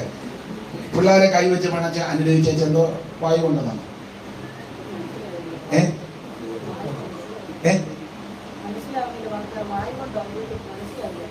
ഞാൻ പറഞ്ഞിട്ട് മനസ്സിലായില്ലേ? വായു കൊണ്ടെന്ന് പറഞ്ഞാൽ നമ്മൾ ജീവൻ പോകാൻ നേരത്ത് ഇങ്ങനെ വലിക്കും. ഞങ്ങളുടെ നാട്ടിൽ അങ്ങനെ ഭാഷാപ്രയോഗം. ഇവിടെ എങ്ങനെയാണെന്ന് അറിയത്തില്ല. ഇവിടെ എങ്ങനെയാ പറയുന്നത്? അതിനെന്നാ ഇവിടെ എന്നാ പറയുന്നത്? ദീർഘശ്വാസം. അതല്ല ദീർഘശ്വാസം, അതാ ദീർഘശ്വാസം. ഇത് ജീവൻ പോകാൻ നേരത്ത് അന്ത്യശ്വാസം. അത് അപ്പൊ അതിന്റെ അങ്ങനെ പറയാം. യോസേഫിന്റെ പിള്ളേരെ കൈവച്ച് അനുഗ്രഹിച്ചേച്ച് അന്ത്യശ്വാസം കൊണ്ടെന്നാണോ? പിന്നെ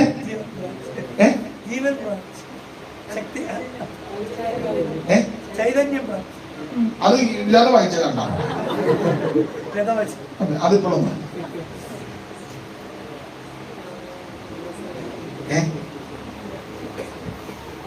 നമുക്ക് പോണ്ടതാ. പെട്ടെന്ന് പറ, പോണ്ടേ എല്ലാവരും?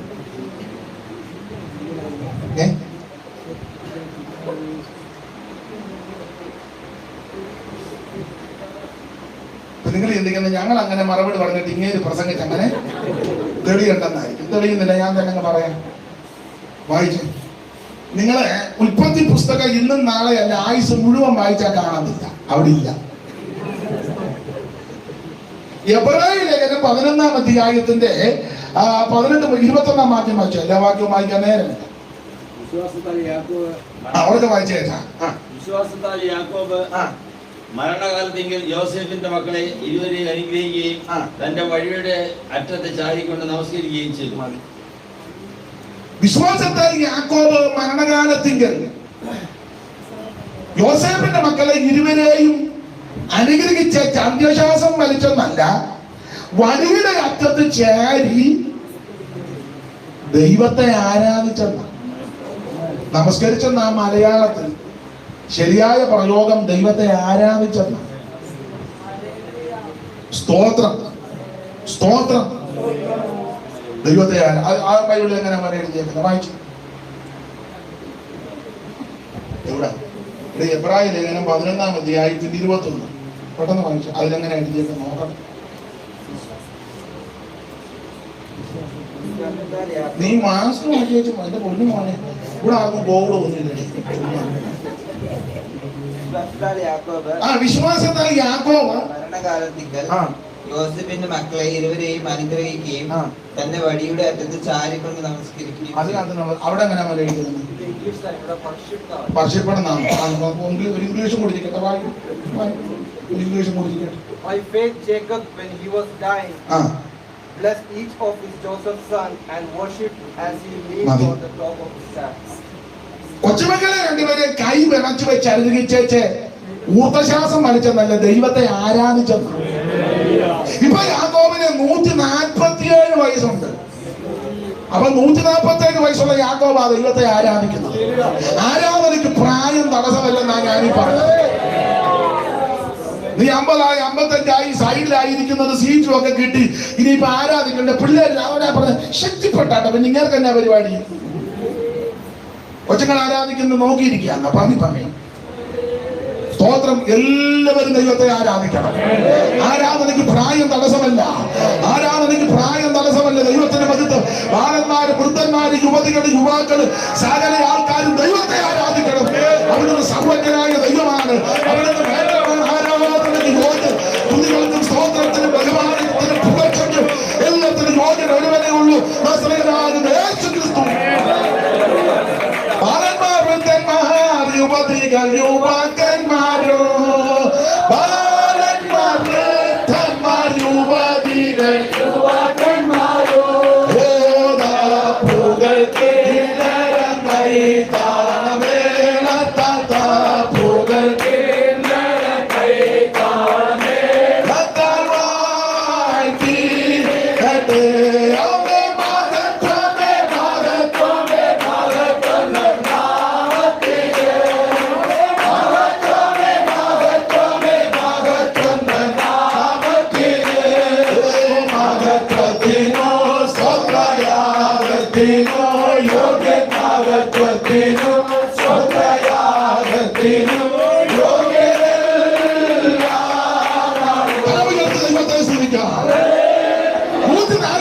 വയസ്സുള്ള യാക്കോബ് ദൈവത്തെ ആരാധിക്കുക. എന്നെ കേൾക്കുന്ന പിതാക്കന്മാരോടും മാതാക്കളോടും പ്രായമുള്ളവരോടും ബഹുമാനിതരായി നിങ്ങളോട് പറയട്ടെ, ആരാധനയ്ക്ക് പ്രായം തടസ്സമല്ല. എന്റെ അഭിപ്രായം പറയാം, മക്കളുള്ളവരെക്കാൾ കുറച്ചുകൂടെ ആരാധിക്കേണ്ട കൊച്ചുമക്കളുള്ളവരെ.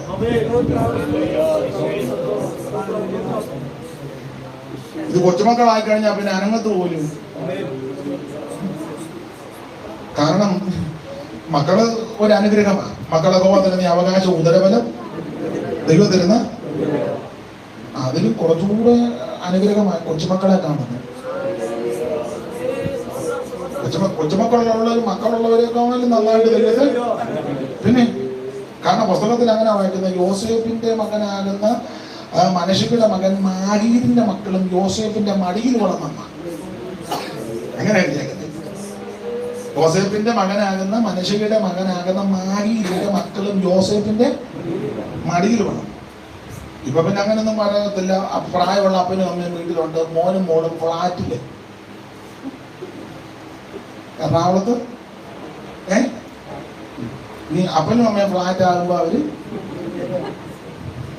വരാൻ സാധ്യത അങ്ങനെ ഇപ്പൊ പറയാൻ പറ്റുമോ? മക്കളും കൊച്ചുമക്കളും ഒക്കെ ഉള്ളവര് നന്നായിട്ട് ദൈവത്തെ സ്തുതിച്ചോളാം.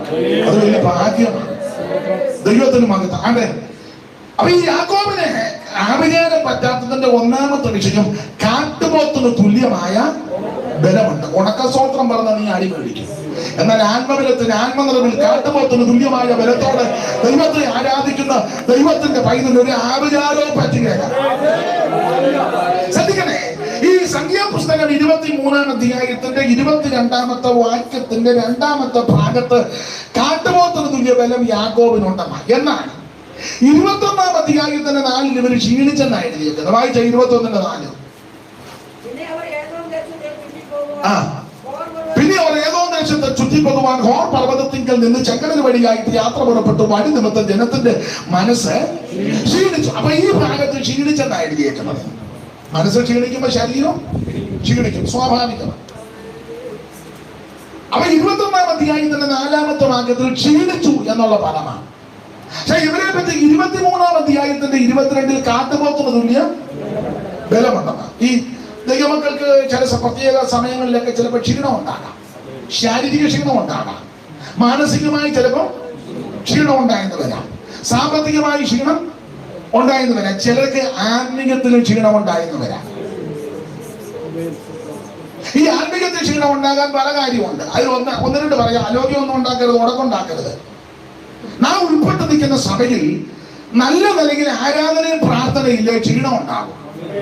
ചിലർക്ക് വെറുതെ ഇതിനകത്ത് വരുന്നുണ്ട്, അവർക്കൊരു ക്ഷീണവും ഇല്ല.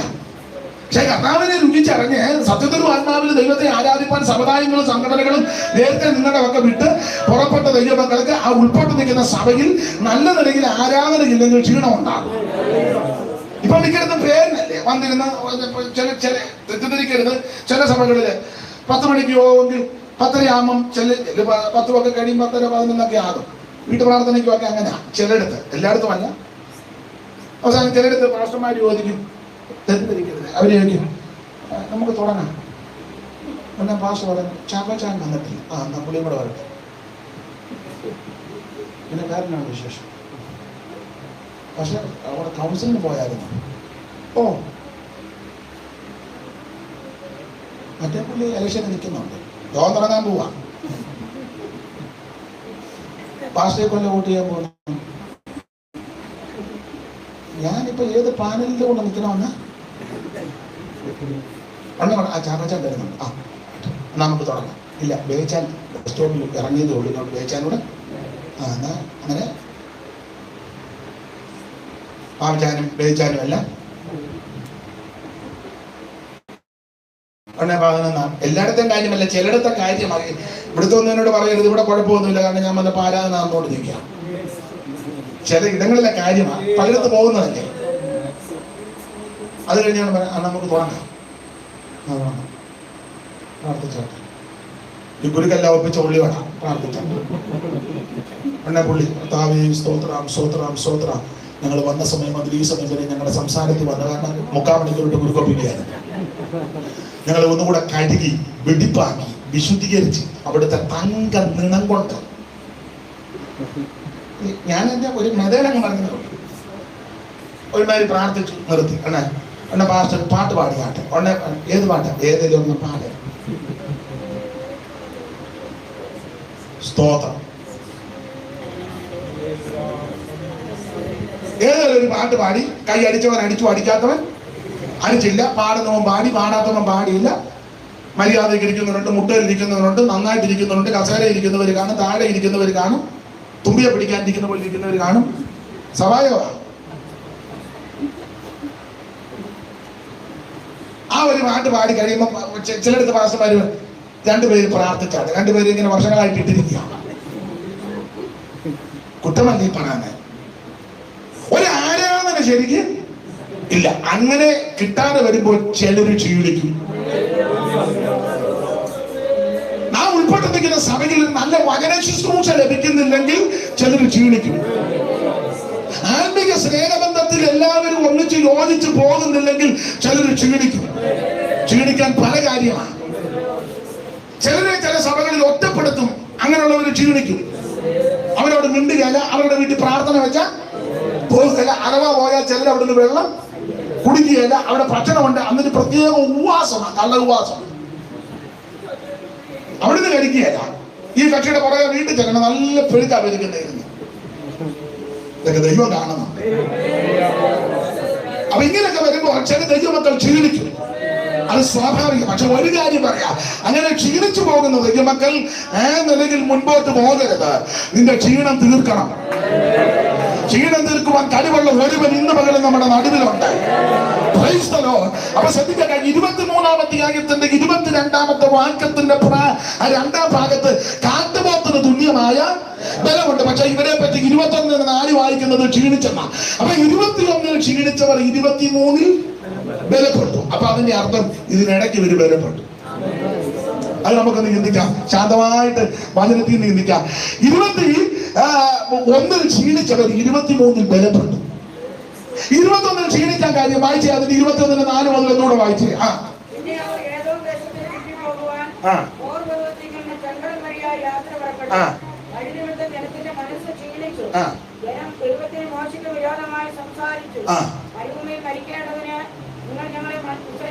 അതെ, ആ ഭാഗമൊക്കെ നിങ്ങൾക്ക് അറിയാവുന്നത് കൊണ്ട് അധികം വിവരിക്കണ്ടല്ലോ. 21-4 ഇതിന് ക്ഷീണിച്ചു. പിന്നെ അവർ ഏദോം ദേശത്തെ ചുറ്റിപ്പോകുവാൻ ഹോർ പർവ്വതത്തിൽ നിന്ന് ചെങ്കടൽ വഴിയായിട്ട് യാത്ര പുറപ്പെട്ടു. വഴി നിമിത്തം ജനത്തിന്റെ മനസ്സ് ക്ഷീണിച്ചു. ഇവര് ക്ഷീണിച്ചിട്ട് പറയുക, ക്ഷീണിച്ചു കഴിഞ്ഞപ്പോൾ ഈ ആവശ്യമില്ലാത്ത സംസാരമാണ്.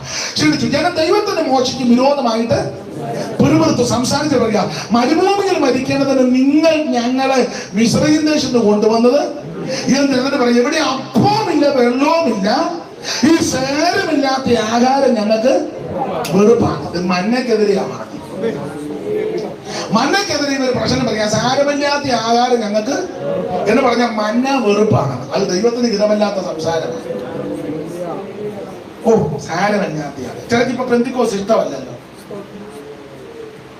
ചിലർക്ക് പെന്തിക്കോസുകാരാന്ന് പറയുന്നതും ചിലർക്ക് ഇഷ്ടമല്ല. സ്കൂളിലും കോളേജിലും പഠിക്കാൻ പോകുന്ന ചില പിള്ളേർക്ക് അവിടെ പെന്തിക്കോസാണ് വെളിപ്പെടുത്തുന്നത്. ചിലർക്ക് വീട്ടിൽ നിന്ന് കമ്മലും മാലയൊന്നും ഇല്ലാതാ ചില പിള്ളേർ പോകുന്നത്. കോളേജിന് അടുക്കുമ്പോ എല്ലാവരുടെയും കാര്യമല്ലേ. സ്തോത്രം സ്തോത്രം. കുടുംബക്കാരും ചാർച്ചക്കാരും വലിയ ഉന്നതന്മാരും ഒക്കെ നിൽക്കുന്ന സദസ്സിലും സംഘത്തിലും പെന്തിക്കോസാന്ന് പറയാൻ ചിലർക്ക്, എല്ലാവർക്കും അല്ലേ, ചിലർക്ക്. നീ രക്ഷിക്കപ്പെട്ട് സ്നാനപ്പെട്ട് ആത്മനിറവിനെ പ്രാപിച്ച് ഈ കൂട്ടായ്മ എന്ന് പറയാൻ ലജ്ജിക്കരുത്. ഏത് സദസ്സിലും എവിടെ വെച്ച് തന്റെ ഇടയ്ക്ക് സന്തോഷിക്കുന്നവർക്ക് ഞാൻ ദൈവവൈദ്യരാന്ന് പറയാം. ഇവര് മന്നെ തിരസ്കരിച്ച് പറയാ, സാരമില്ലാത്ത ആഹാരം ഞങ്ങൾക്ക് വെറുപ്പാണ്. മന്ന നല്ല ഭക്ഷണമാണ്, സ്വർഗീയ ധാന്യമാണ്, മല്ലന്മാരുടെ ഭോജനമാണ്, ശക്തിമാന്മാരുടെ അപ്പമാണ്. ഇത് മേളിൽ നിന്ന് വന്നതാ മന്ന. യേശുക്രിസ്തുവിന്റെ നിഴല. എല്ലാ ഭാഗവും വിവരിക്കുന്നില്ല. ഇതുപോലെ ശ്രേഷ്ഠമേറിയ ഒരു ഭക്ഷണം വേറെ ഇല്ല. ജനശക്തിമാന്മാരുടെ അപ്പം തിന്ന. ഇവര് ചിന്തിക്കാത്ത ഭോജനമാണ് ദൈവം കൊടുത്തത്, ഉയരത്തിൽ നിന്നാണ് കൊടുത്തത്. ഈ മന്ന ഇവര് തിരസ്കരിച്ചു. മന്ന ക്രിസ്തുവിന് നല്ലല്ല. കാരണം ഈ മന്ന മുകളിൽ നിന്ന് വന്നതാണ്. ഫിലിപ്പിയാലേഖനം പഠിക്കുമ്പോൾ മുകളിൽ നിന്ന് വന്ന ഒരുവനേ ഉള്ളൂ, യേശു ക്രിസ്തു മാത്രം. ബാക്കി സകല ആൾക്കാർ താഴെ നിന്ന് മേളിലോട്ട് പോകുമ്പോൾ മുകളിൽ നിന്ന് ഇറങ്ങുമെന്ന ഒരുവൻ മാത്രമേ ഉള്ളൂ, നസറയനാകുന്ന യേശു ക്രിസ്തു. ദൈവത്തിന് മഹത്വം. ഫിലിപ്പിയാലേഖനം നമ്മൾ പഠിപ്പിക്കുന്നത് ഇങ്ങനെയാണല്ലോ, ദൈവരൂപത്തിൽ ഇരിക്കുക, ദൈവത്തോടുള്ള സമത്വം മുറുകെ പിടിച്ചുകൊള്ളണമെന്ന് വിചാരിക്കാതെ ദാസരൂപമെടുത്ത് വേഷത്തിൽ മനുഷ്യനായി തന്നെത്താൻ താഴ്ത്തി മരണത്തോളം, ക്രൂശിന്റെ മരണത്തോളം അനുസരണമുള്ളവനായി തന്ന ക്രിസ്തു. ആ ക്രിസ്തുവിന്റെ നിഴലാ മന്ന. ഈ മന്നയായി ഇവരെ തിരസ്കരിച്ചത്. അപ്പൊ ഇവര് പറഞ്ഞ് സാരമില്ലാത്ത ആഹാരം ഞങ്ങൾക്ക് വെറുപ്പാണ്. മന്ന ക്രിസ്തുവിനും വചനത്തിനൊക്കെ നിഴലാണ്. ഇവരെ തിരസ്കരിച്ചു. അത് ദൈവത്തിന് ഇഷ്ടപ്പെട്ടില്ല. അപ്പൊ അവര് അഗ്നിസർപ്പത്തെ അയച്ചു. അഗ്നിസർപ്പം വന്ന് ഇവരെല്ലാം കടിച്ചു. ഈ തിരസ്കരിച്ചവനെ, അപമാനം പറഞ്ഞവനെ എല്ലാം അഗ്നിസർപ്പം. ഈ സർപ്പം വന്നിട്ട് സഭാ ബോർഡ് നോക്കിയല്ല കടിക്കുന്നത്. IPC ആണോ, ചർച്ചക്കോടാണോ, അസംബ്ലീസ് കോടാണോ എന്നാണ് പാമ്പ് കടിക്കുന്നത്. നമ്മൾ വലിയ ബോർഡൊക്കെ വെച്ചിട്ടുണ്ട്. ഇത് IPC വെച്ച ഒരു പാമ്പ് കയറി കടിക്കുക. അസംബ്ലീസ് കോഡെന്ന് AG എന്ന് വലിയ അക്ഷരത്തിൽ വെച്ച പാമ്പിന് AG IPC ചർച്ചക്കോടും വിഷയമാണ്. ഞാൻ സഭയുടെ സെക്രട്ടറിയാ, നിന്നെ ആയിരിക്കും ആദ്യം കടിക്കുന്നത്. ഞാൻ കൗൺസിൽ മെമ്പറാ, നിന്നെ പണ്ടേ കടിച്ചതാ. പാമ്പിന് ഇതൊന്നും വിഷയമല്ല. പാമ്പ് വന്ന് ഈ മന്നയെ എതിർത്തവനും മന്നയെ തിരസ്കരിച്ചവനും എല്ലാം കടിക്കും. ആദ്യം കടി കൊണ്ടവരെല്ലാം പെടുപെടാന്ന് കത്ത് വീട്ടില്ല. കുറെ ആൾക്കാർ സമയമായ അമ്മാമേ അമ്മ നോക്കുന്നുണ്ട്, പറയണേ.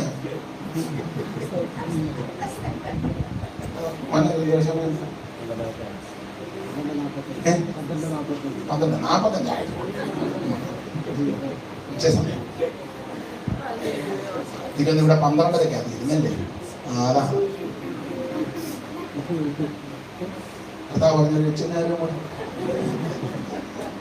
അപ്പൊ ശ്രദ്ധിച്ചേ, ഈ പാമ്പിന്റെ കടിയേറ്റ് ആദ്യം കടി കൊണ്ടവൻ താഴെ വീണു. പിന്നെ കടി കൊള്ളാതിരിക്കാൻ ആൾക്കാർ ഓടി, 4 വർഷം ചെതറി ഓടി. ആൾക്കാർ പെടപെടാന്ന് മരിച്ചു വീണപ്പോൾ മോശ ഇടിവ് നിൽക്കാൻ തുടങ്ങി. അപ്പൊ തമ്പുരാൻ പറഞ്ഞൊരു കാര്യം ചെയ്യുന്നു, ഈ പിത്തളസർപ്പത്തെ ഉയർത്താൻ. അഗ്നിസർപ്പത്തിന്റെ കടിയേറ്റവൻ പിച്ചളസർപ്പത്തെ നോക്കിയാൽ രക്ഷപ്പെടും. അങ്ങനെ രക്ഷപ്പെട്ടു. ചുരുക്കി പറഞ്ഞാൽ ഈ കടി കിട്ടി ആകെ ചെതറി, പ്രളയം മുഴുവൻ പാച്ചതായി, എല്ലാം 4 പാടും ചെതറി. ഇങ്ങനെ ചെതറി ക്ഷീണിച്ച് ആകെ തളർന്ന് പരക്കം വാങ്ങി. അതിനുശേഷമായിട്ട് ഇനി അതിന്റെ ആ 21-ാം അധ്യായത്തിന്റെ 16-ാമത്തെ വാക്യം വായിച്ച ഉറക്കെ 16.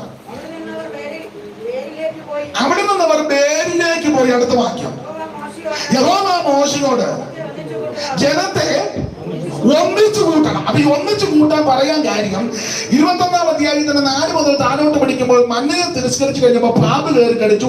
പാമ്പ് കയറി കടിച്ചപ്പോൾ കുറെ എണ്ണം മരിച്ചു, കുറെ എണ്ണം കടി കിട്ടാതിരിക്കാൻ ഓടി. 4 വർഷവും ചെതറിപ്പോയി. അതുകൊണ്ടാണ് മോശയോട് ദൈവം പറഞ്ഞത്, ജനത്തെ വീണ്ടും ഒന്നിച്ചു കൂട്ടും. കളി കൊണ്ടവനും കളി കൊള്ളാതിരുന്നവനും ഓടിപ്പോയവനും ഇടവഴി കയറിയവനും എല്ലാം ഒന്നിച്ചു വരാൻ പറഞ്ഞു. 2 വർഷമായിട്ടെല്ലാം കളി കിട്ടി, വീട്ടിലിരിക്കുക, ഇടവഴി കയറി ഒക്കെ പോയതാണ്. പക്ഷെ എനിക്ക് സങ്കടകരമായ കാര്യം, സമയത്തിന് മാത്രം ബുദ്ധിമുട്ടാണ്. ചന്തയിൽ പോകുന്നതിന് ബുദ്ധിമുട്ടില്ല, റേഷൻ കടയിൽ പോകുന്നതിന് ബുദ്ധിമുട്ടില്ല. 2 കോഴിയെ കൊടുക്കുന്നെന്ന് പറഞ്ഞ പഞ്ചായത്തുകാർ, അതിന് തലേന്ന് അവിടെ പോയി ഒറ്റ കല്യാണവും വിടുകയില്ല. 3 മാസ്ക് വെച്ചോണ്ടാ. സഹായത്തിന് മാത്രം വരാൻ കോഡ്.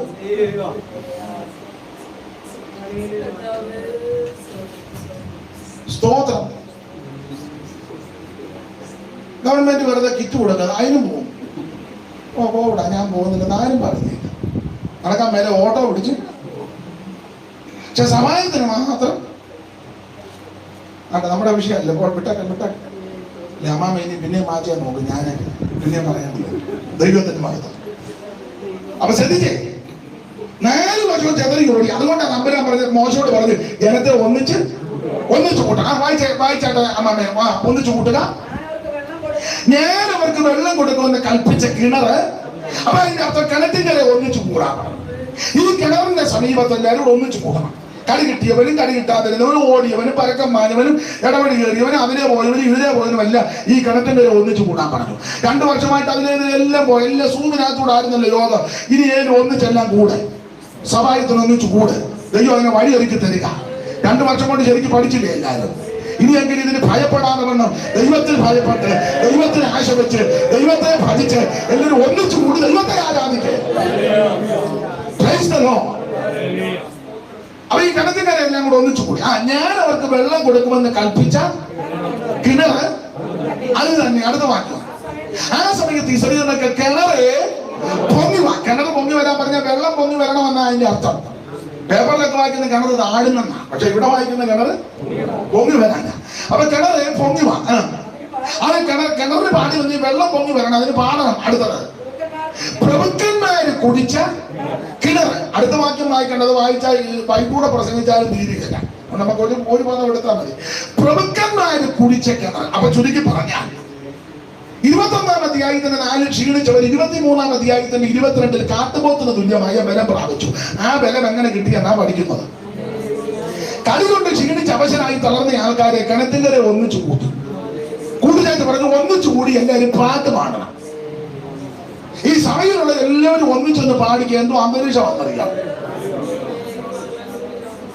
എല്ലാവരും കൈകാലടിച്ച് ചേർന്നൊന്ന് പാടിക്കേ. പ്രത്യേകിച്ച് അങ്ങനെ ചില സമയത്ത് അങ്ങനല്ലോ. ചിലരുടെ കയ്യടി പാട്ടും കണ്ടാൽ നമുക്ക് അവരെ ഇപ്പൊ തന്നെ വളരെ മേഴ്സി ഹോസ്പിറ്റലിൽ അഡ്മിറ്റ് ആക്കാൻ. ഹോസ്പിറ്റലിൽ കൂടെ കൊണ്ടു ഇല്ല, ഇതെവിടെ അടുത്ത ഹോസ്പിറ്റലിൽ കൊട്ടാരക്കര. അന്ന് അങ്ങോട്ട് പോയേക്കാം. ചിലരുടെ ഇരിപ്പ് കണ്ടിട്ടില്ലേ? അതേസമയം കല്യാണത്തിന് ഭക്ഷണം ഇരിക്കുന്നിടത്തോ നിങ്ങൾ തെറ്റിദ്ധരിക്കാൻ പറയുന്ന ഷട്ടർ തുറക്കാൻ ഇങ്ങനെ നോക്കി അടിക്കുന്നത്. ഏത് ഷട്ടറാ? ഇടിച്ചൊരു കയറ്റോ കയറിയാലെങ്ങനെ ഉടനെ ഇരിക്കുമോ? ഇങ്ങനെ നോക്കും. പ്രാർത്ഥിക്കുന്നതിന് മുന്നേ പപ്പടവും കഴിച്ച് കട്ട്ലേറ്റും. ഞാൻ എന്റെ കണ്ണെ കുറിച്ച് കണ്ട കാര്യമാണ്. അവിടെ ഞാൻ ഈ പാസ്റ്റർമാരോട് പറയും, ഞാൻ എന്നെ കൂടെ വിവാഹ ശുശ്രൂഷ തീരുമ്പോഴേ ആ ഭക്ഷണത്തിന് കൂടെ അങ്ങ് കയ്യോടെ പ്രാർത്ഥിച്ചു. കാരണം ഈ ഷുഗറും പ്രഷറും ഒക്കെ ഉള്ള ഒത്തിരി എണ്ണമുണ്ട്. തന്നെ കല്യാണ ശുശ്രൂഷ അതിലിപ്പോ 1 1:30 നിർത്തുന്നതുകൊണ്ട് നിങ്ങളെല്ലാം ആരെ തന്നെ പ്രാർത്ഥിക്കണം. ഇതെല്ലാം വെച്ചുകൊണ്ടിരുന്ന് പ്രാർത്ഥിക്കുന്ന ആരാന്ന് നോക്കിയിരുന്ന നടപടിയുള്ള കേസല്ല. പിന്നെ ആരും എന്തോ പറഞ്ഞു ദൈവത്തിന് മതം. അപ്പൊ ശ്രദ്ധിക്കേണ്ട കാര്യം, ഭൗതിക ഭക്ഷണം ഈ ശരീരത്തിന് ആവശ്യമാണ്. അതിലും അത്യാവശ്യം ആത്മീക ഭക്ഷണം. നിന്റെ കുടുംബ പ്രാർത്ഥന മുടങ്ങരുത്, ആരാധന മുടങ്ങരുത്, പ്രാർത്ഥന മുടങ്ങരുത്, വചനധ്യാനം മുടങ്ങരുത്, ഉപവാസം മുടങ്ങരുത്, സ്തോത്രം പറയുന്നതിൽ ഭംഗം ഉണ്ടാക്കരുത്. ഇവര് കിണറ്റിങ്ങനെ ഒന്നിച്ചു കൂടി ദൈവത്തെ മഹത്വം ഒന്നിച്ചു പാടാൻ പറഞ്ഞു, ഒന്നിച്ചു കൂട്ടുക. അപ്പോൾ ഇസ്രായേൽ മക്കൾ കിണറ് പൊങ്ങി വാ. അതിന് പ്രാടിമീൻ. ആ കിണറിന്റെ പ്രത്യേകത പ്രഭുക്കന്മാര് കുടിച്ച, അപ്പൊ പ്രഭുക്കന്മാര് കുടിച്ച കിണറ്റിങ്ങനെ ഒന്നിച്ചു കൂടി. അപ്പൊ ചിന്ത, ഈ കിണർ ആരാണ് കുടിച്ചത്? എല്ലാ വാക്യങ്ങളും എടുത്ത് വിശദീകരിച്ച് പറയാൻ സമയം അനുവദിക്കുന്നില്ല, അതുകൊണ്ട് അഭിമാനികം പോലെ പറയാം. ഈ കിണറിന്റെ പ്രത്യേകത പ്രഭുക്കന്മാര് കുത്തിയ കിണർ. അങ്ങനെയെങ്കിലും ഒറ്റ വാക്യം പറയാം, ഈ കിണർ അബ്രഹാം കുത്തിയ കിണറാണ്. അബ്രഹാമാണ് ഈ കിണർ കുത്തിയത്. കാരണം അബ്രഹാം പണ്ട് ഹിത്യരുടെ ദേശത്ത് വന്നു കഴിഞ്ഞപ്പോൾ അബ്രഹാമിന്റെ ഭാര്യ മരിച്ചു. സാറായി 127 വയസ്സ്. വേദപുസ്തകത്തിൽ പ്രായം കൊടുത്ത് മരിച്ച ഒറ്റ സഹോദരിയുടെ പേരുള്ള സാറായി 127 വയസ്സ്. സാറായി മരിച്ചു കഴിഞ്ഞപ്പോൾ അബ്രഹാം ഹിത്യരുടെ നാട്ടിൽ. അബ്രഹാം ഹിത്യരോട് എന്ന് പറഞ്ഞു, എന്റെ പ്രിയപ്പെട്ടോട് മരിച്ചു, അടക്കാൻ സ്ഥലമില്ല. ആ ഭാഗം വായിച്ചാൽ നിങ്ങൾ നോർത്ത് ഉൽപ്പത്തി 13 14 ഒക്കെ പഠിച്ചാൽ ദൈവം തമ്പുരാൻ നദി മുതൽ നദി വരെ സ്ഥലം കൊടുത്തതാണ് അതിന്. പക്ഷെ ഭാര്യ അടക്കാൻ ഞാൻ ആ ഭാഗത്തേക്ക് അധികം പോകുന്നില്ല. അബ്രഹാം പറഞ്ഞൊരു വാദമുണ്ട് അവരോട്, ഞാൻ നിങ്ങളുടെ ഇടയിൽ വന്ന് പാർക്കുന്നവനും പരദേശിയുമാണ്. അതാ സാക്ഷ്യം, വന്ന് പാർക്കുന്നവനും. അപ്പൊ ഹിത്യന് പറയുന്ന ഒരു സാക്ഷ്യമുണ്ട് അബ്രഹാമിനെ പറ്റി. വായിച്ചേ 23-ാം അധ്യായത്തിന്റെ 5-ാം വാക്യം. എല്ലായിടത്തും വായിപ്പിക്കാൻ നേരം 23:5.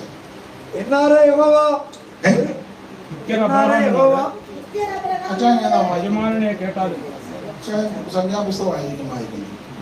എന്തായാലും അച്ഛൻ ആഗ്രഹത്തോടെ വായിച്ചതല്ലേ. അമ്മാമ ഞാൻ അച്ഛനൊരു അവസരം ഒന്ന് കൊടുത്തോട്ടെ, പണങ്ങരുതേ.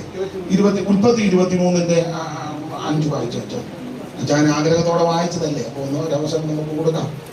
23-ന്റെ 5. സാധാരണ അച്ചായന്മാരും അങ്ങനെ ചടയത് വായിക്കാറില്ല. അച്ചായം വായിക്കുന്നതുകൊണ്ട് ബഹുമാനിക്കുന്നു.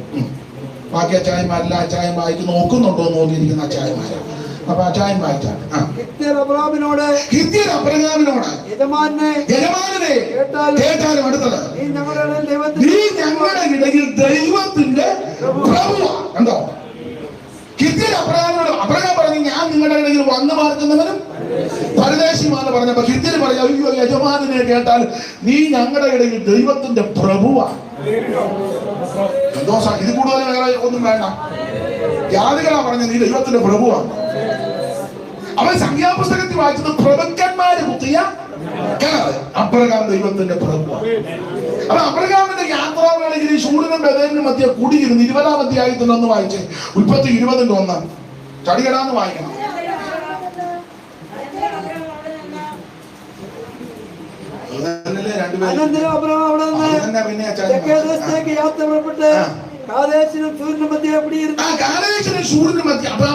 ഈ സ്ഥലങ്ങളിൽ വന്ന് കുടിയിരുന്ന.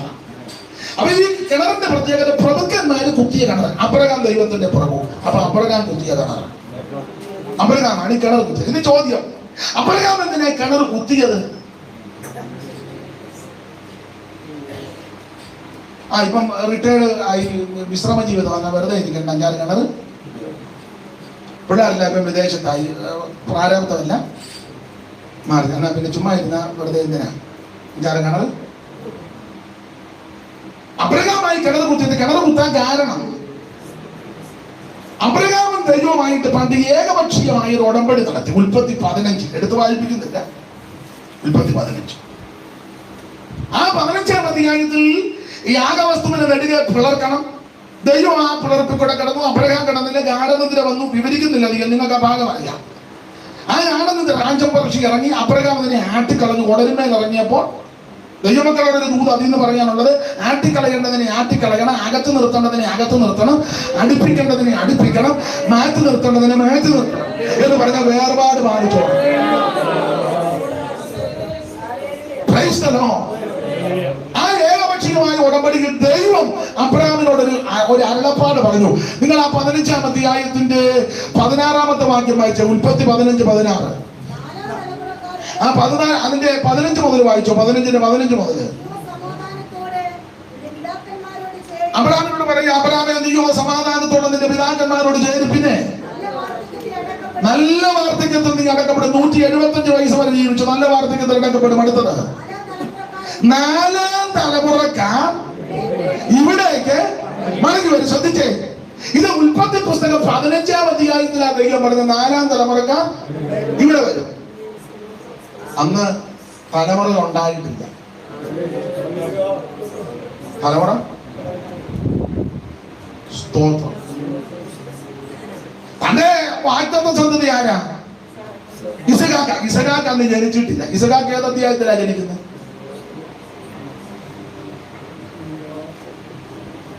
ഇസഹാക്ക് ഏത് അധ്യായത്തിലാണ് ഉൽപ്പത്തി ജനിക്കുന്നത്?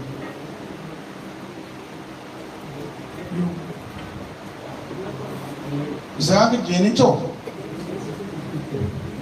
അവിടെ ആരാണ്ട് പറഞ്ഞു?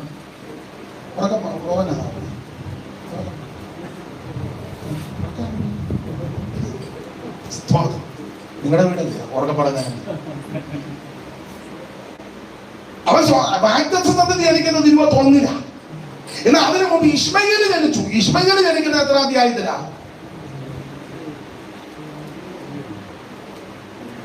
ആ ചോദ്യം ഒന്നും ചോദിക്കേണ്ട, പ്രസംഗിച്ചങ്ങ് 16-ാം അധ്യായത്തിന്റെ ഒടുവിൽ 17 നേരെ മേളിൽ കിടപ്പുണ്ട്. അപ്പൊ ഇസഹാക്ക് ജനിക്കുന്നത് 21-ലും ഇശ്മയേൽ ജനിക്കുന്ന 16-ലാണ്.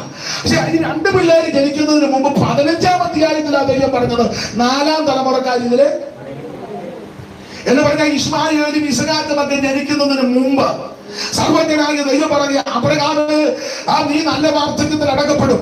നിനക്കൊരു ദോഷവും വരികയില്ല. ദൈവം ഞാൻ നിന്നെ അനുഗ്രഹിക്കും, ഞാൻ നിന്നെ ആശീർവദിക്കും. പിന്നെ ഒരു കാര്യം, 4-ാം തലമുറക്കാർ ഇതിന് വരുമെന്ന് 1-ാം തലമുറ പോലും ജനിക്കാത്ത കാലത്ത് ദൈവം പറഞ്ഞ് 4-ാം തലമുറ ഇതിലെ വരും. ഈ വാഗ്ദത്തം അബ്രഹാം വിശ്വസിച്ചു. കാരണം അവൻ ഞാൻ സേവിക്കുന്ന ദൈവം ജീവനുള്ള ദൈവമാ, ഞാൻ ആരാധിക്കുന്ന ദൈവം അത്ഭുതങ്ങളുടെ ദൈവമാ. അബ്രഹാം വിശ്വാസത്തിൽ ക്ഷീണിച്ചില്ലെന്നാ. അബ്രഹാം വിശ്വസിച്ചു. 4-ാം തലമുറക്കാർ ഇതിൽ 1-ാം തലമുറ പോലും ഉണ്ടായിട്ടില്ല. എന്നാലും ആ ദൈവം പറഞ്ഞ് സ്തോത്രം 4-ാം തലമുറ ഇതിലേ വരുമെന്ന്. അബ്രഹാം ഇത് വിശ്വാസ കണ്ണാൽ കണ്ടു. വേദപഠിതാക്കളിൽ ചിലർ പറയുന്നത് അബ്രഹാം വിശ്വാസ കണ്ണാൽ ഇസഹാക്കിനെ കണ്ടു, അബ്രഹാം വിശ്വാസ കണ്ണാൽ യാക്കോബിനെ കണ്ടു, അബ്രഹാം വിശ്വാസ കണ്ണാൽ രൂബൻ മുതലുള്ള ബെന്യാമിൻ വരെയുള്ള പിള്ളേരെയെല്ലാം അബ്രഹാം വിശ്വാസ കണ്ണാൽ കണ്ടു. ഇവരെല്ലാം കണ്ടു. അബ്രഹാം മോശയെ കണ്ടു, അഹരോനെ അമ്രാമിനെ എല്ലാം അബ്രഹാം വിശ്വാസ കണ്ണാൽ കണ്ടു. ഇവര് മിസ്രയീമിൽ അടിമകളായി യോസേഫിന്റെ കാലത്ത് പോകുന്നതും അബ്രഹാം വിശ്വാസ കണ്ണാൽ കണ്ടു. കുഞ്ഞാന്റെ നേരത്ത് ചോരത്തിൽ ആചരിക്കുന്നത് അബ്രഹാം വിശ്വാസ കണ്ണാൽ കണ്ടു. അവിടുന്ന് 6 ലക്ഷം പുരുഷന്മാരും സ്ത്രീകളും എന്ന വലിയ സമൂഹം പുറപ്പെട്ടു വരുന്ന വിശ്വാസ കണ്ണാൽ കണ്ടു.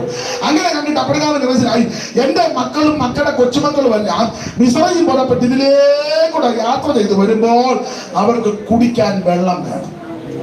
വിശ്വാസത്താൽ കിണർ കുത്തി. Praise the Lord. എന്നെ കേൾക്കുന്ന പിതാക്കന്മാരോടും മാതാക്കളോടും പറയുന്നത്, വിശ്വാസത്താൽ പലതും പ്രഖ്യാപിക്കണം. ഈ പകൽ വിശ്വാസത്തിന് അവിശ്വാസത്തിന്റെ വാക്കൊന്നും പറയരുത്. ഈ രോഗം നിന്നെ മുടിക്കാനല്ല ദൈവപ്രവൃത്തി വെളിപ്പെടാനാണ്. ഈ പ്രശ്നം നിന്നെ തകർക്കാനല്ല ദൈവപവിത്രം വെളിപ്പെടാനാണ്. വിശ്വാസത്തിന്റെ വാക്കേ പറയാവൂ. ഞാൻ മരിക്കത്തില്ല, ഞാൻ ജീവനടയിരുന്ന് യഹോവയുടെ പ്രവൃത്തികൾ വർണ്ണിക്കും. എന്റെ തലമുറ അടപ്പതിക്കാൻ ദൈവം അനുവദിക്കത്തില്ല. എന്റെ സന്തതിക്ക് ദോഷം വരാൻ ദൈവം അനുവദിക്കത്തില്ല. ഞാൻ നശിച്ചു പോകാൻ ദൈവം അനുവദിക്കത്തില്ല. എന്റെ സ്ഥിതിക്ക് എന്റെ ദൈവം മാറ്റം വരുത്തി. ഈ പകൽ ശുശ്രൂഷകൾ സംബന്ധിക്കുന്ന എല്ലാവരും വിശ്വാസത്തിന്റെ വാക്ക് പറയാം. ഈ അവിശ്വാസത്തിന്റെ വാക്ക് പറയുന്നവന്റെ എടുക്കരുന്ന അധികം ഒരു സ്റ്റാൻഡേർഡുള്ള വാചകമല്ല. എന്നാൽ അങ്ങ് പറയാം, ചപ്പളാത്തി അടിക്കുന്നത്. ചുമ്മാ ഇരുന്ന് സഹോദരിമാർ തമ്മിൽ കൂടുമ്പോൾ വിശ്വാസത്തിന്റെ വാക്ക് പറയണം. ഒരു കൂട്ടു സഹോദരി പറഞ്ഞു, അമ്മാമ്മ കുഞ്ഞുങ്ങളുടെ കാര്യം ഓർക്കുമ്പോ ഭാരമാണ്. അണ്ണൻ പറയണം, ഒന്ന് ലീലാമ്മ ഭാരപ്പെട്ട് ദൈവം അത്ഭുതം ചെയ്യും, വിശ്വസിക്കും, സ്വോത്രം ചെയ്യും. എന്നാ ലീലാമ്മ പറഞ്ഞ ഞാനും അത് തന്നെ അമ്മാമ്മ ചിന്തിച്ചോണ്ടിരിക്കും.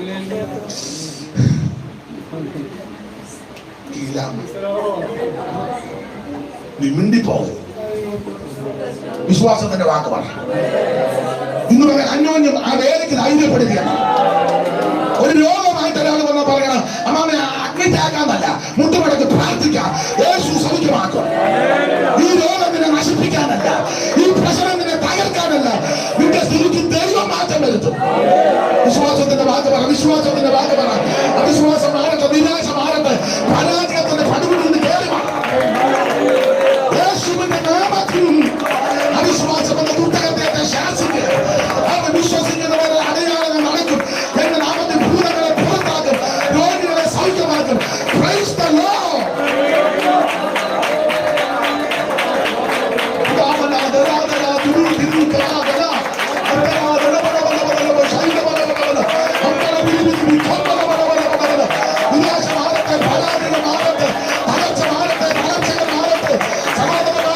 വിശ്വാസത്തിന്റെ വാക്ക് പറ. ദൈവത്തിന്റെ ഉയർത്ത് ദൈവത്തിന്റെ മാനിക്കും. നിന്റെ സ്ഥിതിക്ക് ദൈവം മാറ്റം വരുത്തും. നിനക്ക് മാറ്റം വരാൻ ദൈവം അനുവദിക്കത്തില്ല. യേശുവിന്റെ നാമത്തിൽ. അതമനാ ദലപനാ സൈലക്കടകനാ അർദ്ധനാദല വൈലഭവനമലമലമല ദീപി കബാ ദീപി കബാ ദീപി കബാ.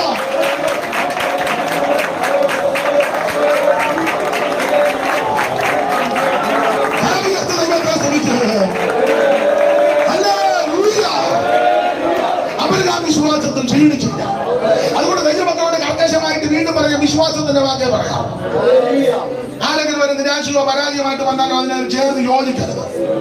സ്തോത്രം. വിശ്വാസത്തിന്റെ വാക്ക് അന്യോന്യം പറയാം. രോഗം കഴിഞ്ഞ് പോകുമ്പോൾ അങ്ങോട്ട് പോകുമ്പോ പിന്നെ കഴിഞ്ഞ ചാട്ടമെല്ലാം ചാടി വെച്ച് നിരാശയൊന്നും പറഞ്ഞേക്കില്ല. സ്തോത്രം. വൈകിട്ട് യോഗം ഉണ്ടെങ്കിൽ വൈകിട്ട് വരുമ്പോഴും വിശ്വാസത്തിന്റെ വാക്ക് പറഞ്ഞേക്കുണ്ടാവും. അന്യോന്യം ധൈര്യപ്പെടുത്തിക്കുക. അഥവാ ഒരു ബലഹീന വിശ്വാസം എന്ന കാര്യം പറഞ്ഞാൽ അവനെ ധൈര്യപ്പെടുത്തണം. ദൈവം നിനക്ക് ദോഷം വരുത്തുകയല്ല. യഹോവയുടെ ദോഷവും തെറ്റാതെ നിന്നെ പരിപാലിക്കും. അവൻ നിന്റെ പ്രാണനെ പരിപാലിക്കും. നിന്റെ സന്തതി അപ്പം വരയ്ക്കാൻ ദൈവം അനുവദിക്കത്തില്ല. നിന്റെ സന്തതിക്ക് ദോഷം വരാൻ ദൈവം അനുവദിക്കത്തില്ല. നിന്റെ സ്ഥിതിക്ക് ദൈവം മാറ്റം വരുത്തും.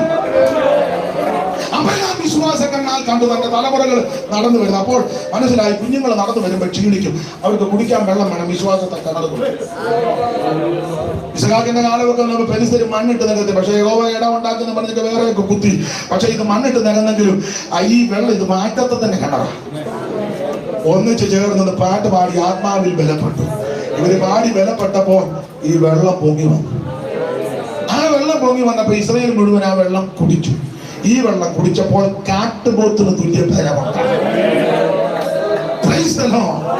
അങ്ങനെ കാട്ടുപോത്തിന് തുല്യ ബലമുണ്ടായത് കൊണ്ട് സീഹോന് ഓഗിനെയൊക്കെ തട്ടി തകർത്ത് ദേശമെല്ലാം പിടിച്ചെടുത്ത് അർണോൻ കടവും പിടിച്ചെടുത്ത് ഇവര് കേറി ഇങ്ങോട്ട് വന്നത്.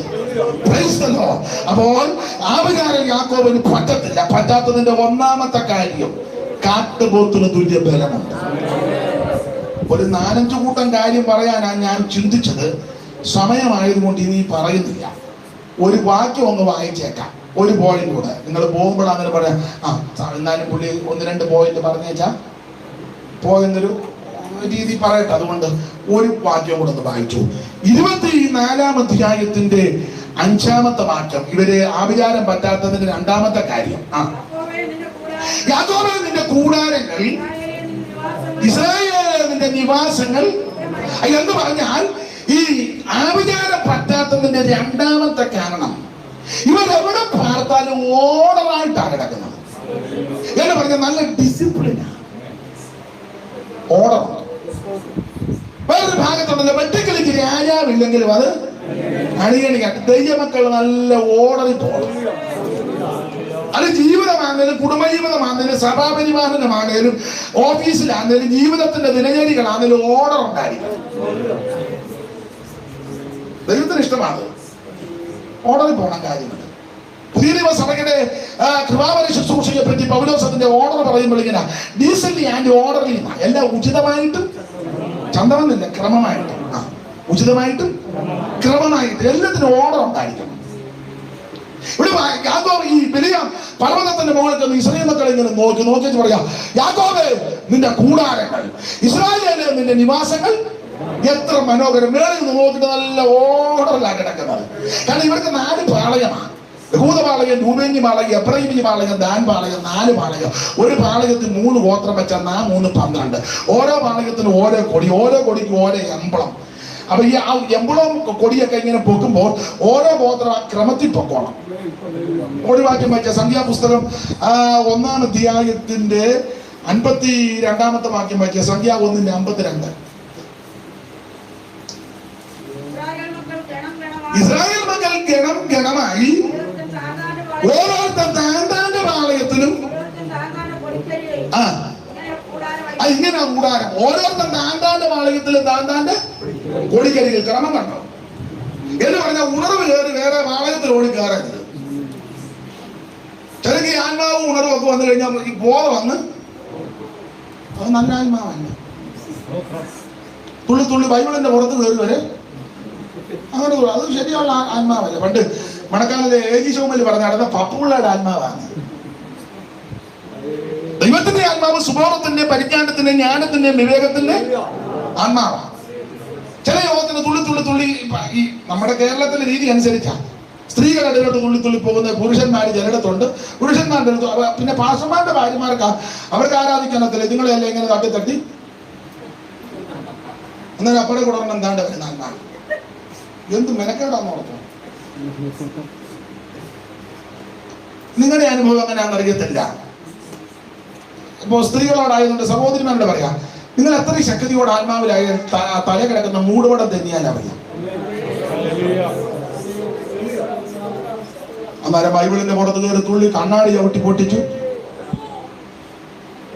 ബാഗ് കാല് മടക്കി.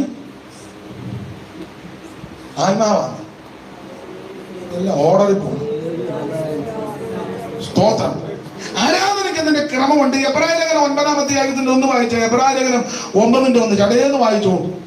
എബ്രായ ലേഖനം 9:1. എന്നാൽ ആദ്യ നിയമത്തിനും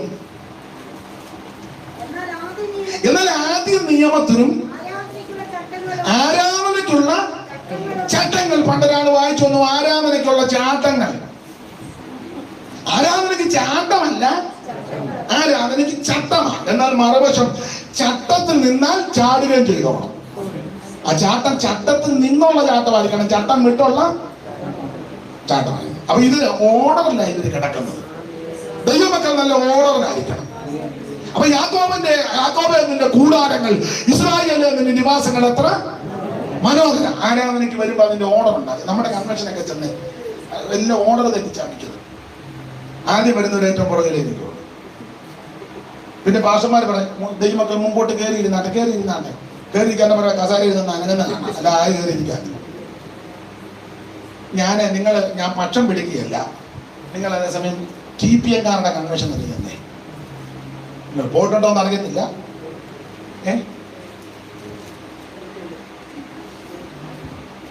നല്ല ഓർഡറല്ലേ അവിടെ, ഒന്നും പറയേ വേണ്ട. അവിടെ നല്ല ഓർഡറിലാണ്. നമ്മുടെ അവിടെ പാസ്റ്റർമാർ കൂടെ ദൈവമക്കളെ കയറിയിരുന്നാണ്ട് സഹകരിച്ചാട്ടെ. ഇന്നലെ കസേരയിൽ ഇങ്ങനെ നിന്ന് ഒരു ഓർഡറും ഇല്ല. മിക്കടുത്ത് ഓർഡർ ഉണ്ടായിരിക്കണം. യാക്കോബിന്റെ കൂടാരങ്ങൾ, ഇസ്രായേലിന്റെ നിവാസങ്ങൾ എത്ര മനോഹരം. വേറൊരു ഭാഗത്ത് യാക്കോബിന് ആഭിചാരം പറ്റാത്തതിന്റെ 1-ാമത്തെ കാര്യം, അവന് കാട്ടുപോത്തുന്നതിന്റെ ബലമുണ്ട്. 2 ഓർഡറിലാ കാര്യങ്ങൾ പോകുന്നത്. 3-ാമത്തെ കാര്യം അവിടെ എഴുതിയിട്ടുണ്ട്, ദൈവം അവരുടെ മധ്യമുണ്ട്. ദൈവം നമ്മുടെ മധ്യമുണ്ട്. 2-3 പേർ എന്റെ നാമത്തിൽ ഇവിടെ കൂടിയാലും ഞാൻ അവരുടെ നടുവിൽ വരുമെന്ന് അരുളി ചെയ്ത അരുമനാഥ് ഇന്ന് പകരം നമ്മുടെ നടുവിലുണ്ട്. അതുകൊണ്ട് ഈ പകൽ ദൈവമൊക്കെ ധൈര്യപ്പെടുന്നത്, ഒരു ആഭിചാരവും നിന്നെ തൊടുകയില്ല, ഒരു ശുദ്രം നിന്നെ തൊടുകയില്ല, ഒരു ലക്ഷണവിദ്യ നിന്നെ ഫലിക്കത്തില്ല. കാട്ടുപാത്രത്തിന്റെ ബലത്തോടെ ദൈവമക്കൾ ജീവിച്ചാൽ മതി. ഞാനൊരു സാക്ഷ്യം പറഞ്ഞ് എന്റെ പ്രസംഗം നിർത്തുക. ഒരൊറ്റ സാക്ഷ്യം. പണ്ട് നമ്മുടെ ഒരു ദൈവദാസൻ, എനിക്ക് വളരെ വേണ്ടപ്പെട്ടയാണ്, അദ്ദേഹം എന്നോട് പറഞ്ഞതാണ്. അല്ലെങ്കിൽ കോട്ടയം ടൗണിൽ നിൽക്കുക, ബസ് സ്റ്റാൻഡിൽ, KSRTC ബസ് സ്റ്റാൻഡിൽ നിൽക്കുക. അപ്പോൾ കോഴിക്കോട്ടുകാരൻ ഒരു മുസ്ലിയാരെ പരിചയപ്പെട്ടു. അദ്ദേഹം പറഞ്ഞതാണ്, അറിവാണ്. പരിചയപ്പെട്ടപ്പം ഇദ്ദേഹം ഉപദേശിയാണെന്ന് അദ്ദേഹത്തിന് മനസ്സിലായില്ല. തമ്മിൽ പരിചയപ്പെട്ടപ്പം ഈ പാസ്റ്റ് ചോദിച്ചു, പേരെന്തുവാ? വണ്ടി വരാൻ വൈകുന്നു. അപ്പൊ ആ സമയം കൊണ്ട് ലോഹ്യം. പേരെന്തുവാ? പേര് അബ്ദുള്ള. എവിടാ വീട്? കോഴിക്കോട്ട്. അപ്പൊ സന്ധ്യ മയങ്ങി. എങ്ങോട്ട് പോകുന്നു? കാഞ്ഞിരപ്പള്ളിക്ക്. അപ്പൊ നമ്മുടെ ഉപദേശം ചോദിച്ചു എന്തുവാ പ്രത്യേകത? അപ്പൊ പുള്ളി പറഞ്ഞു അവിടെ ഒരു പരിപാടി ഉണ്ടെന്ന്. പരിപാടി എന്നാന്ന് ഇപ്പൊ പൊതുവെ ചോദിക്കരുത്.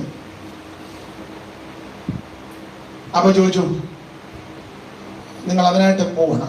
കോഴിക്കോട്ട് നിന്ന് വരുത്തിയിരിക്കുക. അപ്പൊ എന്തോ ചെയ്യുവലേക്ക് കൊണ്ടുപോവുക. അപ്പൊ ചോദിച്ചു നിങ്ങൾ എന്തോ ശക്തിയെ കൊണ്ടാണ് ഇത് ചെയ്യിപ്പിക്കുന്നത്? അപ്പൊ അദ്ദേഹം പറഞ്ഞു ജിന്നിനെ വിട്ടാ ഞങ്ങള്. അപ്പൊ നമ്മുടെ ഈ ഉപദേശം ചോദിച്ചു ജിന്ന് അത്രയ്ക്ക് ശക്തനാണ്. അതുകൊണ്ട് ഭയങ്കര ശക്തി. ജിന്നിനെ ആർക്കും അടക്കാനും ഒതുക്കാനും നോക്കത്തില്ല, അത്ര ശക്തനാണ്. അപ്പൊ ഉപദേശം ചോദിച്ചു കടമറ്റത്തെ കത്തനാർ എങ്ങനെ ഉണ്ടെന്ന് ചോദിച്ചു. പുള്ളി പറഞ്ഞ കത്തനാർ ജിന്നിന്റെ മുന്നിൽ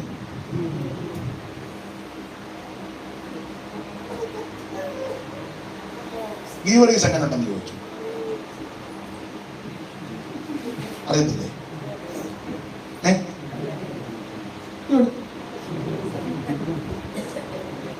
അപ്പൊ ഈ മുസ്ലിയാരെ പറഞ്ഞ് ഗീവറീസ് ഒന്നും ജിന്നിന്റെ മുന്നിൽ ഒന്നുമല്ല. പിന്നെ വേറെ കുറെ പേരുടെ പേര് ചോദിച്ചു. അതിപ്പോ ലൈവ് ഉള്ളതുകൊണ്ട് പൊതുവെ പറയുന്നില്ല. അറിയണമെങ്കിൽ യോഗം കഴിഞ്ഞ് വന്നാൽ പറയാം. ഇവരുടെ എല്ലാ പേര് ചോദിച്ചു. അവരൊക്കെ എങ്ങനെയുണ്ട്? ജിന്നിന്റെ മുന്നിൽ ഇവരാരും അത്രയ്ക്ക് ശക്തനും ഭയങ്കരനുമാണ്. ജിന്നിനെ വിട്ട് ഞങ്ങൾ എന്ത് നടത്തും?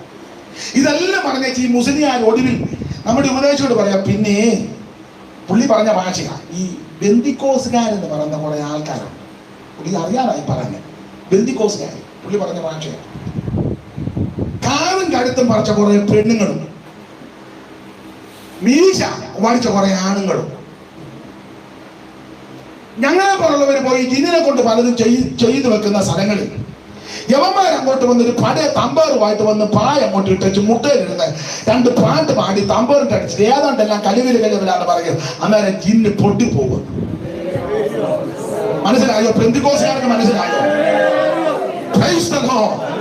എന്റെ ഭാഷ പറഞ്ഞാൽ ഏത് ആഭിചാരോ ക്ഷുദ്രവും തന്ത്രവും ജിന്നിന്റെ അല്ല ഏത് ശക്തി അവൻ ചെയ്തു വെച്ചാലും കെട്ടിവെച്ചാലും അവൻ കാണാൻ വലിയ പിള്ളേരുടെ ഭാഷ പറഞ്ഞാൽ പെന്തിക്കോസുകാരെ കാണാൻ വലിയ ലുക്കൊന്നുമില്ലെങ്കിലും അരിസ്റ്റോക്രാറ്റ് ഫാമിലി അല്ലെങ്കിലും ഉന്നതമായ വിദ്യാഭ്യാസം തെറ്റാന്നല്ല അനി അളവാൻ ലഭിച്ചില്ലെങ്കിലും വലിയ ഭൂസ്വത്തൊന്നും ഇല്ലെങ്കിലും രക്ഷിക്കപ്പെട്ട് സ്നാനപ്പെട്ട് പരിശുദ്ധാത്മ നിറവിന് പ്രാപിച്ച് വേർപാട് പാലിക്കുന്ന ദൈവമക്കൾ, മാതാക്കൾ, പിതാക്കന്മാർ, കുഞ്ഞുങ്ങൾ ഈ കെട്ടും ബന്ധനമുള്ള വീടുകളിലോ സ്ഥലത്തോ ചെന്ന് മുഴങ്കാലമടക്കി 2 ചില്ലി പാട്ട് പാടി അന്യഭാഷ പറഞ്ഞ് തമ്പേറത്തിലൊന്ന് അടിച്ച് മുഴങ്കാലിൽ ഇരുന്ന് അന്യഭാഷ പറഞ്ഞ് ഈ മതഭാഷ പറഞ്ഞ് ദൈവത്തെ ആരാധിക്കുമ്പോൾ എന്റെ ഭാഷ പറഞ്ഞ 4 പേരക്കാരെ കെട്ടുകൊണ്ടുവന്നാണ് ഞാൻ പറഞ്ഞത്.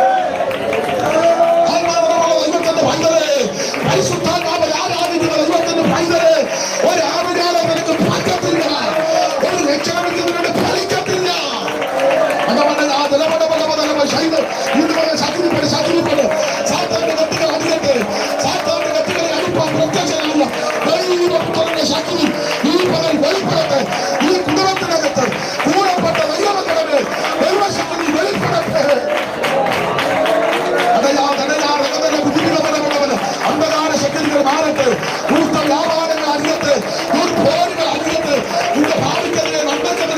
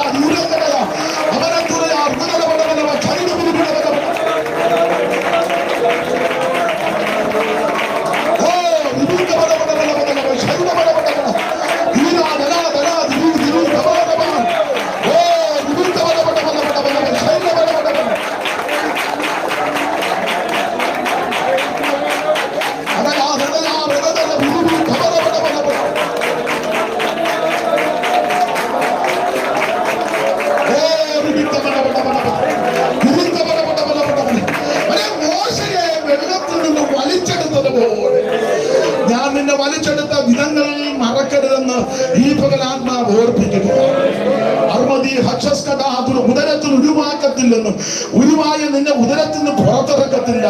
അവൻ 10 വയസ്സ് പോലും തികപ്പിക്കത്തില്ലെന്ന് ശത്രു നിനക്കെതിരെ വെല്ലുവിളിച്ച രംഗങ്ങളുണ്ട്.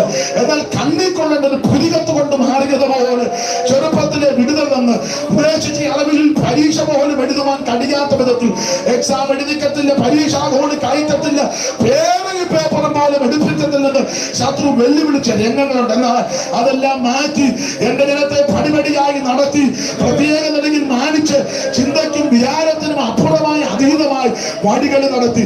എന്നാൽ ഇന്ന് മകൾ മർമ്മമായ ദൂത് പറയട്ടെ, ഒരു നേർച്ചപുത്രനെ പോലെ ഞാൻ നിന്നെ കണ്ടിട്ടുണ്ട്.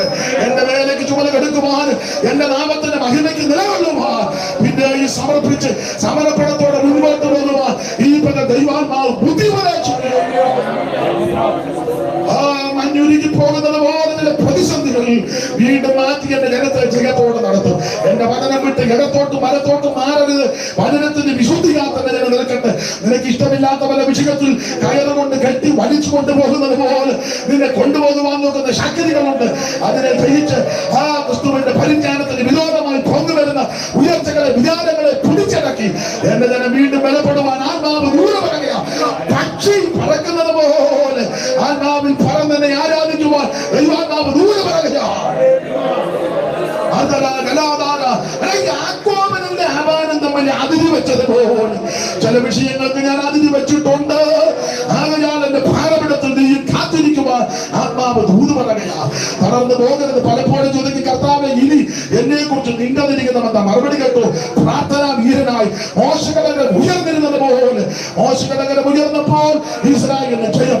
കരമുയർത്തി മോശയെ പോലെ ദേശത്തിന്, കുടുംബത്തിന്, ആത്മാക്കൾക്ക് കുടുംബങ്ങളുടെ പേര് പറഞ്ഞു, വ്യക്തികളുടെ പേര് പറഞ്ഞു ഒരുങ്ങി പോരാടി പ്രാർത്ഥിച്ച് ബലപ്പെടുവാൻ ആത്മാവിന്റെ മകൾ മർമ്മമായ ദൂത് പറയുക. ബലപ്പെടുക. വാഹനാപകടങ്ങൾ വരുത്തി നടുറോഡ് തള്ളിയിട്ട് വള്ളിക്കൊട്ടക്കകത്ത് വാരി എടുക്കത്തക്ക വിധത്തിൽ വൈദ്യുതി മുൻകാലങ്ങളിൽ പെടുത്തി വീണ്ടും അതിന്റെ പോരുണ്ട്. വാഹനത്തിൽ സഞ്ചരിക്കുമ്പോൾ വളരെ സൂക്ഷിച്ചും ശ്രദ്ധിച്ചും പ്രാർത്ഥിച്ചും ആത്മാബലത്തോടെ ശക്തിയോടെ സ്തോത്രത്തിൽ ജാഗരിച്ചു പോകുവാൻ ദൈവാത്മാവ് ഇന്ന് പകൽ മർമ്മമാണ് ദൂത് പറയുക. അവനാ ഒരാഴ്ച ആത്മാവിൽ ശുശ്രൂഷിച്ചാൽ അടുത്ത ആഴ്ച ഇതിനെ തല്ലിക്കെടുത്തുന്ന പോരുകളുണ്ട്. അവ ഇന്ന് പകൽ മർമ്മമായ ദൂത് പറയുക. വിശുദ്ധിയുടെ വേർപാടിന്റെ ദൂതുകൾ പ്രാർത്ഥിച്ചൊതുക്കി എന്റെ ജനത്തോട് ശക്തമായി ശുശ്രൂഷിച്ച് മുൻപോട്ട് പോകുവാൻ ദൈവാത്മാവ് ദൂത് പറയുക.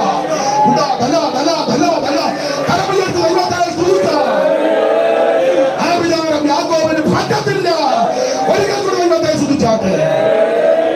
ഈ ഭവനത്തെ ദൈവം അനുഗ്രഹിക്കട്ടെ. ആമേൻ. കർത്താവിന്റെ ദാസനെയും കുടുംബത്തെയും സഭാവിശ്വാസികളെ ഓർത്ത് ദൈവത്തെ സ്തുതിക്കുന്നു. ക്ഷണിച്ചവർക്ക് നന്ദി. കർത്താവിന്റെ വരവനായിട്ടില്ല. ദൈവം നിങ്ങളെ സഹായിക്കട്ടെ. ഒരിക്കൽ കൂടെ ദൈവത്തെ ബന്ധപ്പെടുത്താം.